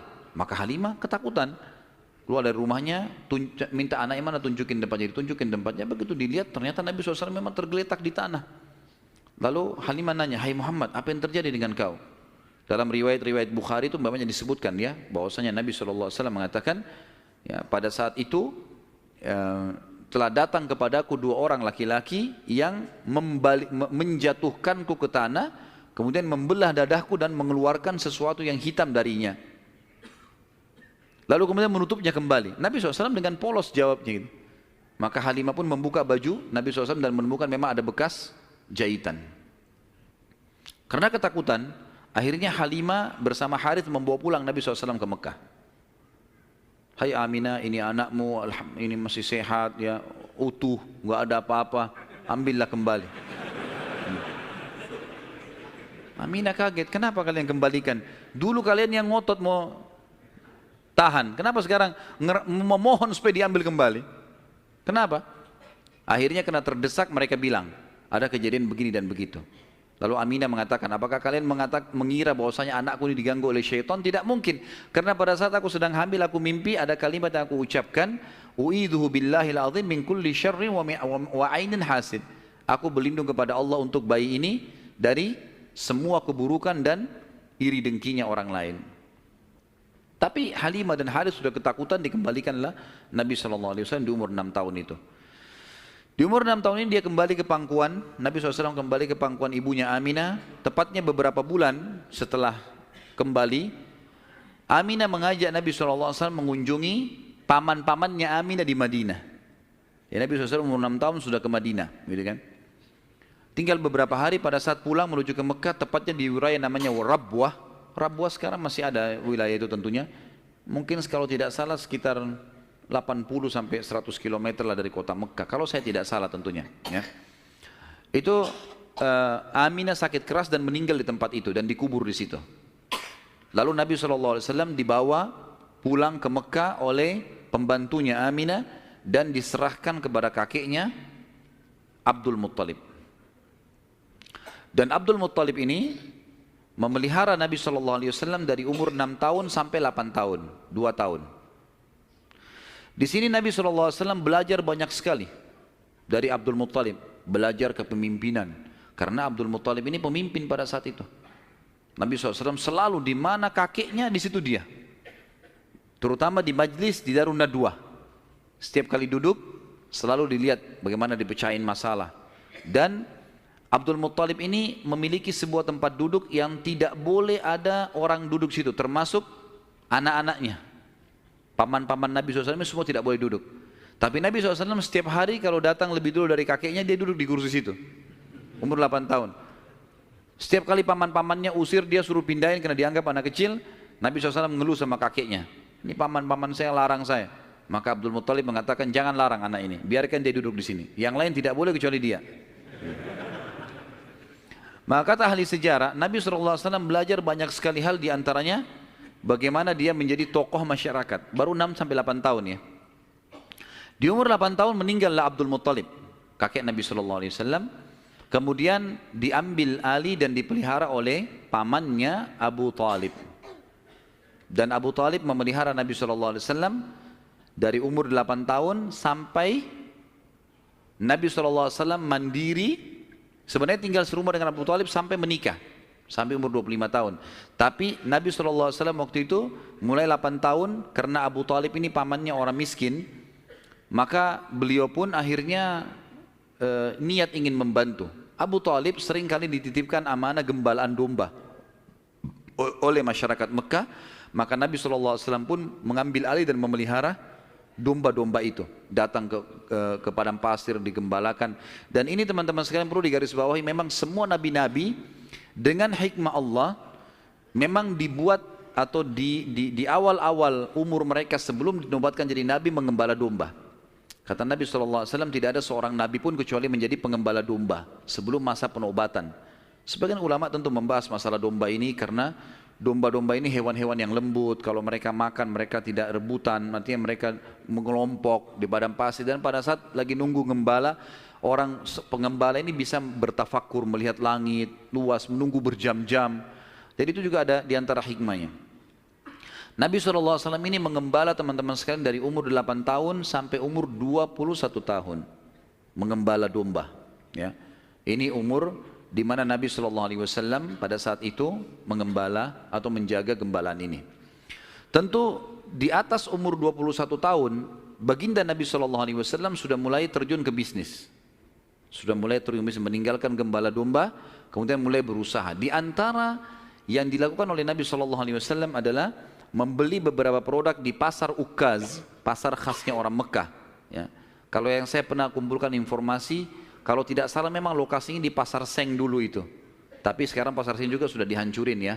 Dan teman-teman yang belum pernah ke sana belum tahu, tapi yang sudah berangkat dulu tahu. Memang di situ sudah terkenal pasar dari dulu, tapi sekarang sudah diratakan jadi jalanan dan bangunan. Nabi SAW mulai di umur 21 tahun berdagang, dan di hari pertama beliau berdagang, beliau mengambil barang-barang kemudian beliau menjualnya. Ada satu orang yang datang membeli dagangan Nabi SAW, membeli dagangan Nabi SAW. Orang ini dari luar Mekah.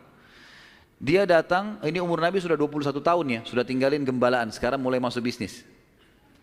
Pada saat Nabi SAW transaksi sama orang ini mengatakan, ini saya bayar cash, hai Muhammad, saya titipin barangnya. Setelah tawaf, saya akan ambil. Orang ini umroh, gitu kan. Tentu dengan cara umroh pada saat itu ya, mereka sambil menyembah berhala dan seterusnya. Ini syariat Nabi Ibrahim yang masih tertinggal. Ternyata orang ini setelah selesai umroh, dia pulang ke kampungnya, dia lupa kalau dia sudah transaksi dengan seorang masyarakat Mekah bernama Muhammad ini sallallahu alaihi wasallam. Maka orang ini pulang ke kampungnya, 3 hari kemudian baru diingat sama dia. Diingat dia transaksi. Kalau tidak salah bahkan kampungnya orang ini 3 hari dari Mekah. Jadi 3 hari pergi, dia setelah 3 hari perjalanan tiba di kampungnya, 3 hari kemudian baru ingat, sudah 6 hari. 3 hari lagi kembali ke Mekah, 9 hari. Begitu tiba di Mekah, dia buru-buru ke pasar Ukaz, dia kaget melihat Nabi SAW dalam kondisi yang sama. Menjaga barangnya, tidak bergerak di situ terus. Waktu itu belum ada penyumbatan jadi Nabi ya, belum ada syariat, belum ada apa-apa. Lalu orang itu bertanya, hai Muhammad, apakah kau menunggu dari pertama saya terhadap kamu di barang ini? Dia bilang iya, karena anda mengatakan suruh tunggu. Gara-gara itu keluar julukan Muhammad Al-Amin, orang yang paling bisa terpercaya. Ternyata subhanallah, kejadian ini membuat satu Mekah tersebar, bahkan banyak di wilayah-wilayah sekitar Jazirah terkenal, ada orang di Mekah yang bisa dipercaya namanya Muhammad. Akhirnya orang-orang Mekah pada datang mengamanahkan titipan-titipannya. Dan semenjak itu Nabi SAW menjadi pedagang yang sangat sukses. Salah satu strategi dagang Nabi SAW adalah setiap orang titipin macam-macam. Jadi sekian banyak orang menitip. Termasuk yang menitip sama beliau adalah Khadijah, seorang pedagang, seorang janda kaya yang memang memiliki harta. Dan Nabi SAW punya strategi dagang. Dagangnya adalah beliau mengambil uang-uang titipan orang di Mekah, lalu ditransaksikan, beli produk Mekah. Apa saja produk Mekah? Semua pedagang pada saat itu tidak terkecuali, semuanya mereka bawa emas, mereka bawa perak ke negeri Syam, baru mereka beli barang dari negeri Syam, dibawa ke Mekah baru transaksi. Jadi cuma 1 kali transaksi saja. Nabi SAW tidak. Uang itu semua dijadikan barang dari Mekah, dibeli semua barang-barang Mekah, dibawa ke negeri Syam. Barang-barang ini dijual di negeri Syam. Laku, dibelikan barang di negeri Syam, dibawa ke Mekah. Jadi double untungnya. Karena ini teman-teman sekalian, Nabi SAW menjadi pada saat itu salah satu orang terkayanya Mekah. Dan ini sekaligus membantah statement para orientalis mengatakan Muhammad, kita tentu mengatakan SAW, menikah dengan janda kaya karena dia miskin. Ini salah sekali. Karena Nabi SAW di fase dari 21 tahun sampai 25 tahun menikah dengan Khadijah itu sudah menjadi pengusaha yang sukses. Makanya beliau pada saat menikah dengan Khadijah, maharnya 20 ekor unta. 1 unta ratusan juta jumlahnya, harganya. Anggap kita hitung 100 juta saja, kalau 20 berarti 2 miliar. Ada antum sini melamar 2 miliar? Paling perangkat sholat. Jangan tersinggung. Jadi Nabi SAW melamar Khadijah dengan 20 ekor unta. Ini dusta orang kalau mengatakan Nabi SAW orang miskin. Dari mana? Pengusaha sukses, gitu kan? Dan waktu itu umurnya masih 25 tahun. Baik teman-teman sekalian, saya akan tutup pertemuan kita ini dengan, nanti kita akan kembali ke kisah Khadijah ya, radhiyallahu anha, nanti pernikahannya dengan Nabi SAW segala. Tapi ada kejadian yang perlu saya titik beratkan. Kejadian pada saat umur Nabi SAW 12 tahun. Kita review dulu kembali. Waktu umur 12 tahun, kan beliau dari umur 8 tahun sampai menikah kan tinggal sama Abu Talib. Dan Nabi SAW punya akhlak yang baik sekali, mulia sekali. Sampai Abu Talib itu sendiri malu dengan Nabi SAW di umur 8 tahun. Anaknya Abu Talib banyak. Kalau istrinya Abu Talib lagi siapin makan, anak-anaknya pada berebut. Nabi SAW duduk di pojok rumah. Enggak sama sekali. Enggak berebut. Nanti kalau selesai makan ada sisanya beliau makan. Sallallahu alaihi wasallam. Punya akhlak yang mulia dari masih kecil. Sampai Abu Talib bilang sama istrinya, khusus untuk Muhammad sisipkan makanan. Karena dia tidak ikut berebut sama mereka. Gitu kan. Baik, di umur 12 tahun, pernah satu waktu Abu Talib ini mau ke negeri Syam. Urusan dagang. Pertama kalinya Nabi SAW, biasanya Nabi ini selalu pemalu, nggak banyak minta dan nuntut ke pamannya. Khusus pada saat itu Nabi SAW bergantung di bajunya Abu Talib, nggak mau lepasin. Pokoknya dia mau ikut. Abu Talib heran, nggak pernah Nabi SAW berperilaku begini. Musyawarah sama istrinya, nggak pernah Muhammad begini. Kenapa seperti ini? Pasti ada sesuatu gitu. Maka setelah musyawarah, kayaknya dibawa aja deh. Dibawalah ke negeri Syam. Pergilah Nabi SAW bersama dengan Abu Talib dan kafilahnya. Pada saat mau tiba di negeri Syam, sebelum tiba di negeri Syam, kafilah ini melewatin sebuah gereja teman-teman sekalian, dan di situ ada satu pendeta bernama Bahira. Dan ini riwayat Bukhari Muslim menceritakan masalah itu ya. Dan sampai sekarang di negeri Syam masih ada puing-puingnya gerejanya Bahira ini. Pada saat itu di zaman Nabi SAW ada gereja ini dan sampai sekarang masih ada sisa puingnya. Saya pernah lihat cuplikannya sendiri, ada sisa puingnya di negeri Syam. Tepatnya di Syria ya.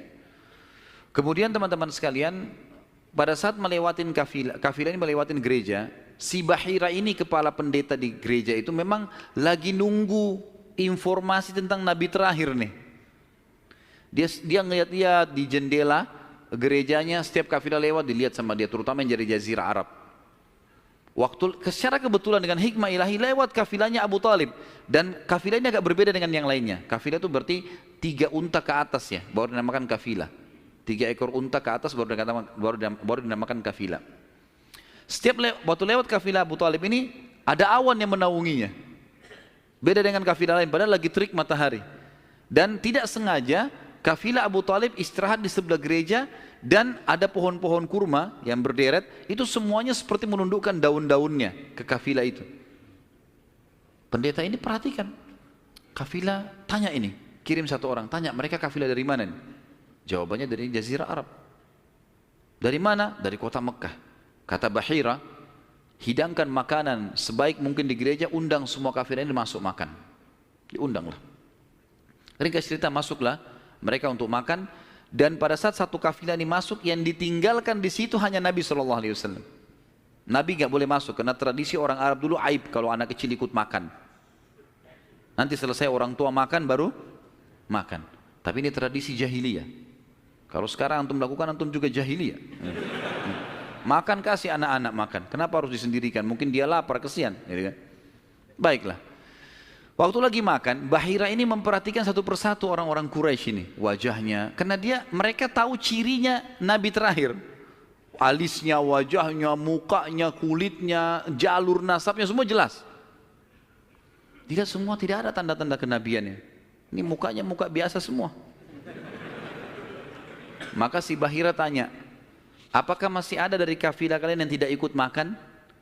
Kata mereka, ada satu anak kecil di depan, kami suruh jaga barang kami. Kata Bahira, boleh saya ketemu? Oh silahkan. Mereka lagi asyik makan. Bahira keluar menemui Nabi SAW. Nabi lagi duduk di bawah pohon.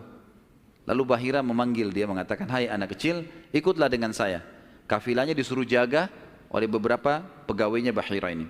Masuk di satu ruangan di gereja, kemudian Nabi SAW berdiri lalu kata, jadi orang Mekah begini teman-teman, di Mekah itu ada patung, namanya Lat dan Uzza. Lat dan Uzza ini 2 patung yang luar biasa dikultuskan di Mekah. Hebat patung ini menurut mereka. Jadi kalau bersumpah atas nama Lat dan Uzza sudah tidak mungkin berbohong. Kalau bohong kualat nih. Maka pendeta ini tahu Bahira, dia bilang, hai anak kecil, saya akan bertanya kepadamu atas nama Lat dan Uzza. Ini semua anak kecil sampai orang tua di Mekah tahu nama ini, dan mereka ketakutan kalau dengar nama ini. Apa jawaban Nabi SAW waktu itu? Umur 12 tahun, masih kecil. Kalau kita sekarang masih SD gitu kan. Maka beliau mengatakan, jangan engkau sebutkan 2 nama berhala itu karena aku membencinya. Aku tidak suka dengan patung itu. Penasaran Bahir. Diperhatikan wajahnya, alisnya, matanya Nabi SAW. Perlu teman-teman tahu ya, ciri fisik Nabi SAW itu luar biasa. Tersebutkan secara rinci di Taurat dan Injil. Allah mengatakan dalam Al-Quran, A'udzubillahi minasyaitonirrajim, ya'rifunahu kama ya'rifuna abna'ahum. Orang-orang ahli kitab, terutama Yahudi dan Nasrani ini, maksudnya orang Yahudi dan Nasrani, betul-betul mengetahui Muhammad SAW sebagaimana mereka mengenal anak-anaknya. Karena terinci. Disebutkan dalam hadis, alis Nabi SAW seperti busur panah yang lebar, berwarna hitam dan tebal. Bola mata beliau SAW besar, kelopaknya, dan dipenuhi dengan bulu mata yang lebat. Bola matanya putihnya putih bersih, hitamnya hitam pekat. Hidungnya yang mancung, bibir, dahi dan pipi yang setara dengan wajah, tidak oval dan juga tidak bulat, gitu kan. Kulitnya sangat putih sampai Nabi SAW pipinya kemerah-merahan. Jadi sangat tampan, luar biasa. Sampai ahli hadis mengatakan kalau Yusuf alaihissalam diberikan sepertiga kegagahan dunia, maka Nabi SAW memberikan seluruh kegagahan dunia. Tidak pernah ada orang melihat Nabi SAW tidak suka. Manusia terbaik, pilihan, paling sempurna nasabnya, paling sempurna ilmunya, fisiknya, segala-galanya. Bahira memperhatikan Nabi SAW, ini semua ciri yang disebutkan dalam Injil ada. Dia masih bimbang, dia ingin buktikan satu hal. Apa itu? Dalam Taurat dan Injil juga disebutkan Nabi, setiap Nabi itu punya tanda kenabian. Apa tanda kenabian teman-teman sekalian? Sebuah daging yang menggumpal di pundak sebelah kanan. Dan daging itu berwarna merah kehitam-hitaman dan dimiliki atau memiliki bulu yang lebat. Maka Bahira berkata, hai anak kecil, apa kau izinkan saya untuk melihat punggungmu? Dia mengatakan, iya silakan. Dibukalah oleh Nabi SAW. Begitu dia lihat tanda itu, lalu Bahira menciumnya dan mengatakan, kaulah orangnya. Tapi garis bawah satu hal ya, tanda ini tanda kenabian. Sudah selesai dengan Nabi Muhammad SAW. Jadi kalau di punggung antum ada dusta semua itu. Tidak ada hubungannya sama Nabi. Loh ya, karena banyak orang yang ngaku-ngaku Nabi nih. Kata Nabi SAW akan datang 50 dajjal, pendusta. Setelah aku meninggal, mengaku semuanya Nabi. Mereka semua pendusta, aku penutup para Nabi dan Rasul, gitu kan. Karena ada orang mengaku gitu. Jadi ini khas untuk Nabi-Nabi dan sudah ditutup dengan Nabi Muhammad SAW. Sudah habis ceritanya. Nah, jadi kalau ada yang gumpal-gumpal itu daging numpang aja. Pada saat itu Bahira pun membawa Nabi SAW masuk ke dalam ruangan makan lalu berkata, siapa walinya anak ini? Wali, ya. Siapa walinya anak ini? Kata Abu Talib, saya ayahnya. Abu Talib berkata, pamannya. Kata Bahira, tidak mungkin kau ayahnya. Anak ini mati ayahnya waktu dia masih 6 bulan di perut ibunya. Pendeta di negeri Syam tahu. Anak ini meninggal ayahnya waktu dia umur 6 bulan di perut ibunya. Dan ibunya meninggal pada saat dia umur 6 tahun. Serta dia dibina dan dididik. Dibina itu maksudnya dikasih, kalau bahasa Arab itu bina itu berarti seperti bangunan itu dibanguni, dididik, dibesarkan dan seterusnya oleh kakeknya sampai umur 8 tahun. Dan kalau kau benar kerabatnya, kau adalah pamannya. Abu Talib kaget, dari mana anda tahu semua itu? Benar semua. Dia bilang, kami temukan dalam kitab kami. Ketahuilah, keponakan kau ini adalah nabi terakhir yang sedang ditunggu oleh orang-orang. Dan kalau orang Yahudi tahu dia dari turunan Arab, maka pasti mereka akan membunuhnya sebagaimana mereka berusaha membunuh Isa alaihissalam. Kalau mereka tidak suka, mereka tolak, gitu kan? Maka jangan bawa ke negeri Syam, bawa pulang ke Mekah segera.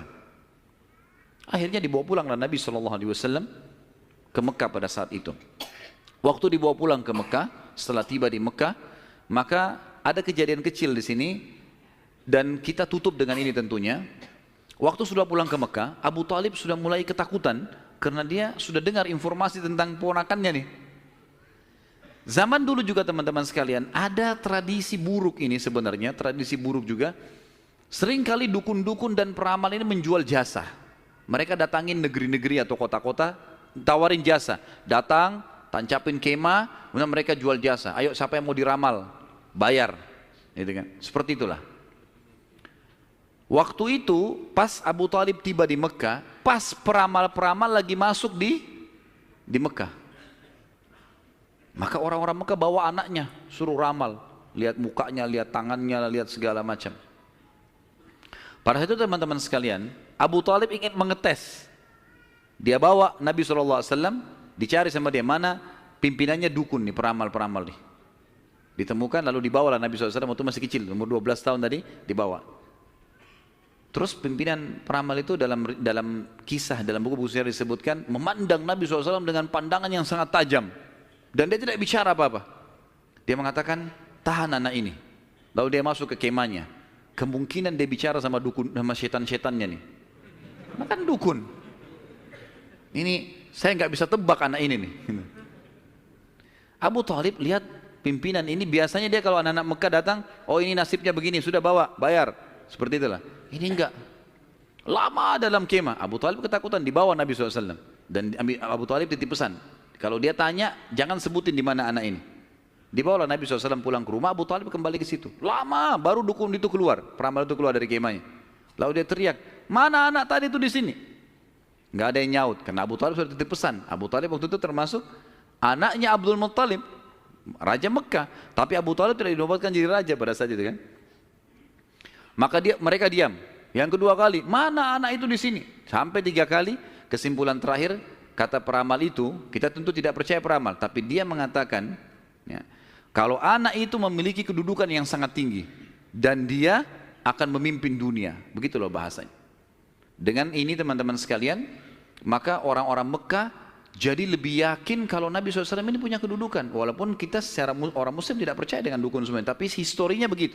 Secara histori seperti itu, Allahu a'lam. Dan insya Allah nanti kedepannya kita akan bahas tentang pernikahan Nabi SAW, prosesi pernikahannya, ya, kemudian anak-anaknya sampai ke masa fase kenabian. Allahu a'lam.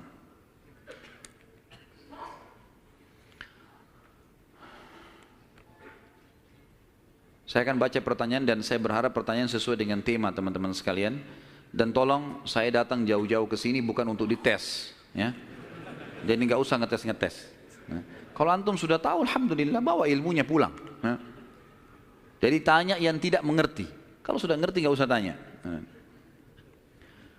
Apakah riwayat yang mengatakan bahwa Hamzah radhiyallahu anhu seumuran dengan Rasulullah SAW itu salah? Karena dari riwayat yang antum ceritakan Hamzah lebih tua dari Abdullah. Mohon penjelasan riwayat-riwayatnya.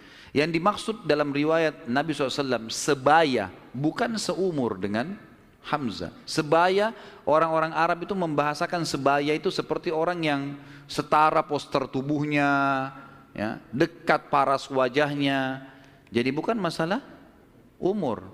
Karena jelas sekali anak Abu Talib, Abdul Muttalib yang paling musuh Abdullah. Hamzah kakaknya memang, kakak Abdullah, gitu kan. Ya itu dimaksud dengan sebaya. Makanya waktu Hamzah terbunuh di perang Uhud itu memang diceritakan sudah tua, gitu kan? Radhiyallahu anhum. Kalau Nasrani dulu beriman, tapi kok sekarang tidak beriman kepada Allah? Tanya mereka. Hah? Kenapa tanya saya? Hah? Salah pertanyaan ini. Kenapa sekarang tidak beriman kan gitu? Baiklah, saya berikan gambaran saja. Mudah-mudahan masuk. Orang-orang Nasrani di antara tafsir Al-Fatihah yang disebutkan oleh Ibnu Abbas radhiyallahu anhuma, ghairil maghdubi alaihim waladdallin, bukan orang-orang yang kau murkahi ya Allah dan bukan orang-orang yang sesat. Kata Ibnu Abbas, ini Ibnu Abbas hibr ummah, ini ulamanya sahabat terutama dalam ilmu tafsir, gitu kan. Beliau mengatakan maghdubi alaihim, orang yang dimurkai adalah Yahudi. Dhalin, sesat adalah orang-orang Nasrani. Lalu dirincikanlah. Kenapa Allah murka dengan orang Yahudi? Karena Yahudi tahu betul kebenaran Islam, tapi mereka nolak. Dan bukan cuma Nabi Muhammad SAW, mereka sudah menolak Nabi Isa sebelumnya. Padahal alasannya mereka nolak sekarang masuk Islam karena mereka bilang Nabi terakhir dari Bani Israel bukan dari Arab. Karena Arab kami nggak mau. Tapi ini dusta. Karena Nabi Isa sebelumnya sudah dari Bani Israel, tapi mereka tidak mau imani. Jadi dusta saja gitu. Maka Ibn Abbas mengatakan maghdubi alaihim orang-orang Yahudi.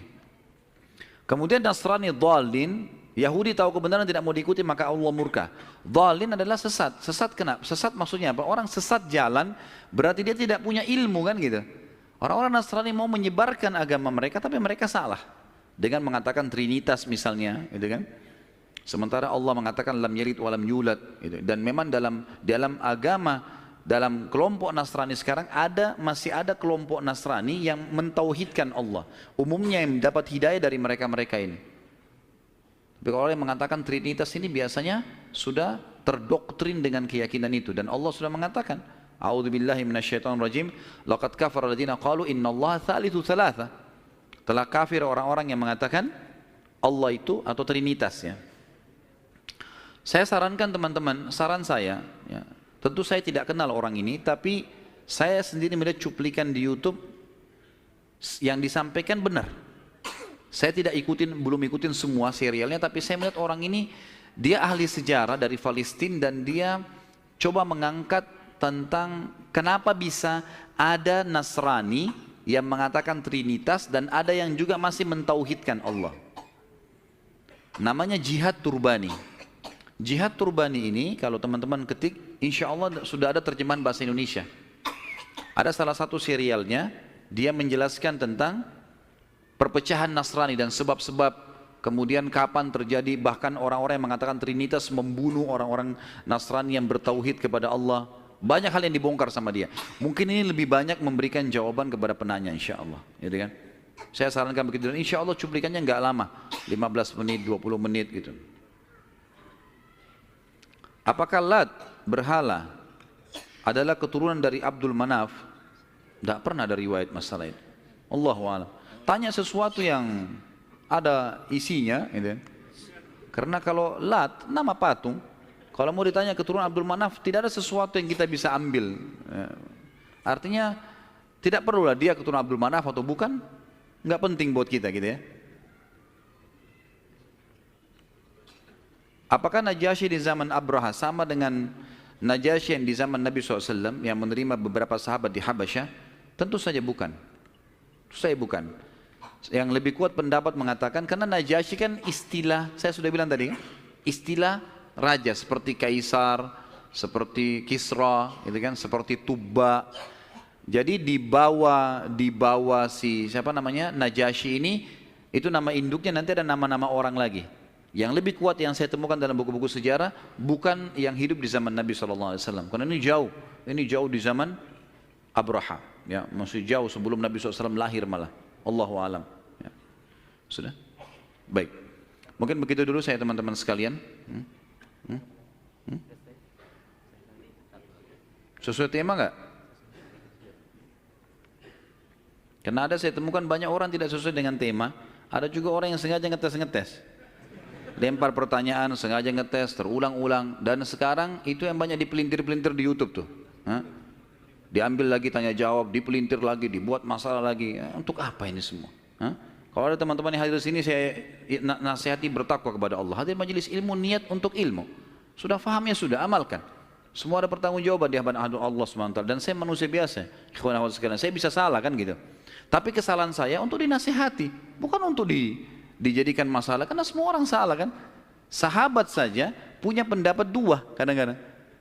Imam Syafi'i pernah punya pendapat lama dan pendapat baru. Bukan sesuatu yang manusia bisa salah gitu kan. Imam Abu Hanifah, Imam Ahmad, 4 imam mazhab ini mereka punya pendapat lama dan pendapat baru. Kadang-kadang diperbaiki dengan pendapat yang baru karena dulu pernah keliru. Wajar saja. Kadang-kadang kita salah mengucapin sesuatu, mungkin kesalahan kedangkalan ilmu atau mungkin kesalahan menyebutkan. Maka ini harus lebih hati-hati teman-teman sekalian. Bagaimana menanggapi tuduhan non-muslim mengenai kematian Rasulullah SAW yang katanya beliau meninggal karena diracuni oleh wanita Yahudi sewaktu di Khaybar? Semoga anak Ustadz yang sedang sakit diberi kesembuhan. Jazakallah khair. Amin insyaallah. Tentu kalau saya pribadi, saya bukan menemukan itu pendapat Nasrani. Itu pendapat sebagian ahli sejarah muslim. Karena memang Nabi SAW, nanti akan kita bahas di fase Khaybar, peperangan Khaybar, beliau sempat dihidangkan memang makanan racun. Dan ada satu sahabat yang memakan makanan yang sama racunnya, itu lumpuh. Sahabat itu. Dan meninggal beberapa waktu setelah lumpuh, karena ganasnya racun itu. Maka sebagian ahli sejarah muslim mengatakan, Nabi SAW berkumpul pada beliau berkumpul pada dua hal. Kemuliaan pada saat meninggal dalam keadaan Nabi dan meninggal pada saat mati syahid. Ini ijtihadnya sebagian ulama. Tapi kita tidak ambil pendapat orang-orang Nasrani, ini pendapat memang sejarawan muslim. Allahu a'lam. Baik, sampai sini insya Allah bahasan kita. Dan kita akan lanjutkan nanti dengan izin Allah, kalau Allah masih panjangkan umur dan berkahi, bulan depan insya Allah masalah menikahnya Nabi SAW dengan Khadijah, keturunannya, kemudian beberapa hal yang berhubungan dengan itu. Kemudian kita masuk insya Allah ke masalah fase penobatan kenabian, insya Allah, biidznillah. Mungkin begitu, semoga apa yang kita bahas pada hari ini bermanfaat buat kita semua.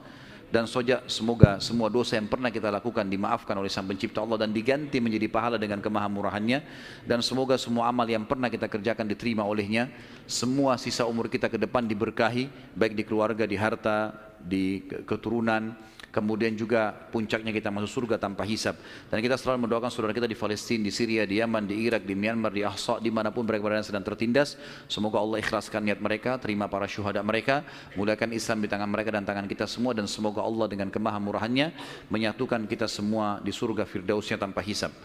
Kalau ada benar dari Allah, kalau ada salah dari saya mohon dimaafkan. Sebelum kafaratul majlis, saya mengajak teman-teman sekalian untuk kembali ke web resmi di www.khalidbasalamah.com. Dan saya ingatkan, kalau ada teman-teman yang ingin menyebarkan ceramah, maka saya sarankan tidak ada komersial. Jangan dikomersialkan, gitu kan. Kalau dikomersialkan akhirnya nanti antum memaksakan diri untuk memberikan judul yang menggelitik lah dan seterusnya. Dan ini akhirnya menjadi sumber fitnah yang menjadi kemana-mana gitu. Jadi ada satu orang bahkan sempat memasukkan email ke tim kami lalu mengatakan, kenapa Ustadz sekarang menahan ceramah-ceramah ini? Apakah Ustadz lebih mendahulukan dunia daripada akhirat?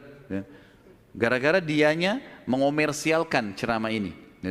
Kemudian kami tahan komersial itu, tidak boleh lagi dikomersialkan. Kalau tim kami yang mengomersialkan itu hak, karena kita yang shooting, kita yang segala itu hak umum saja, tidak ada pelanggaran agama. Tapi teman-teman ini mengomersialkan, lalu kemudian dia bersangka buruk, gitu. Mengatakan saya sudah mengupload sekian ratus ceramah, lalu ada si fulan sekian ratus ceramah, sekian bulan, kenapa harus ditahan? Gitu. Kami nggak tahan, asal tidak dikomersialkan. Tapi komersial melanggar akad kan itu. Jadi tidak boleh sama sekali teman-teman sekalian. Cukup dengarkan, sebarkan sebagai hal yang bermanfaat. Kemudian juga insya Allah besok subuh biidznillah kita akan bahas buku, bedah buku judulnya Akibat Makanan Haram. Dan teman-teman bisa temukan bukunya insya Allah dengan panitia masjid. Itu buku kecil dan insya Allah kita akan bahas secara terinci. Mudah-mudahan Allah mudahkan, insya Allah kita selesaikan juga. Dan temanya sudah diangkat sebenarnya di YouTube. Kemarin tablik akbar di Makassar sekitar 2 jam lebih. Tapi besok mungkin karena waktu kita kepepet, saya akan masuk ke poin-poin intinya. Allahu a'lam. Subhanakallahumma wa bihamdika asyhadu an la ilaha illallah astaghfirullah wa atubu ilaih. Wassalamualaikum warahmatullahi wabarakatuh.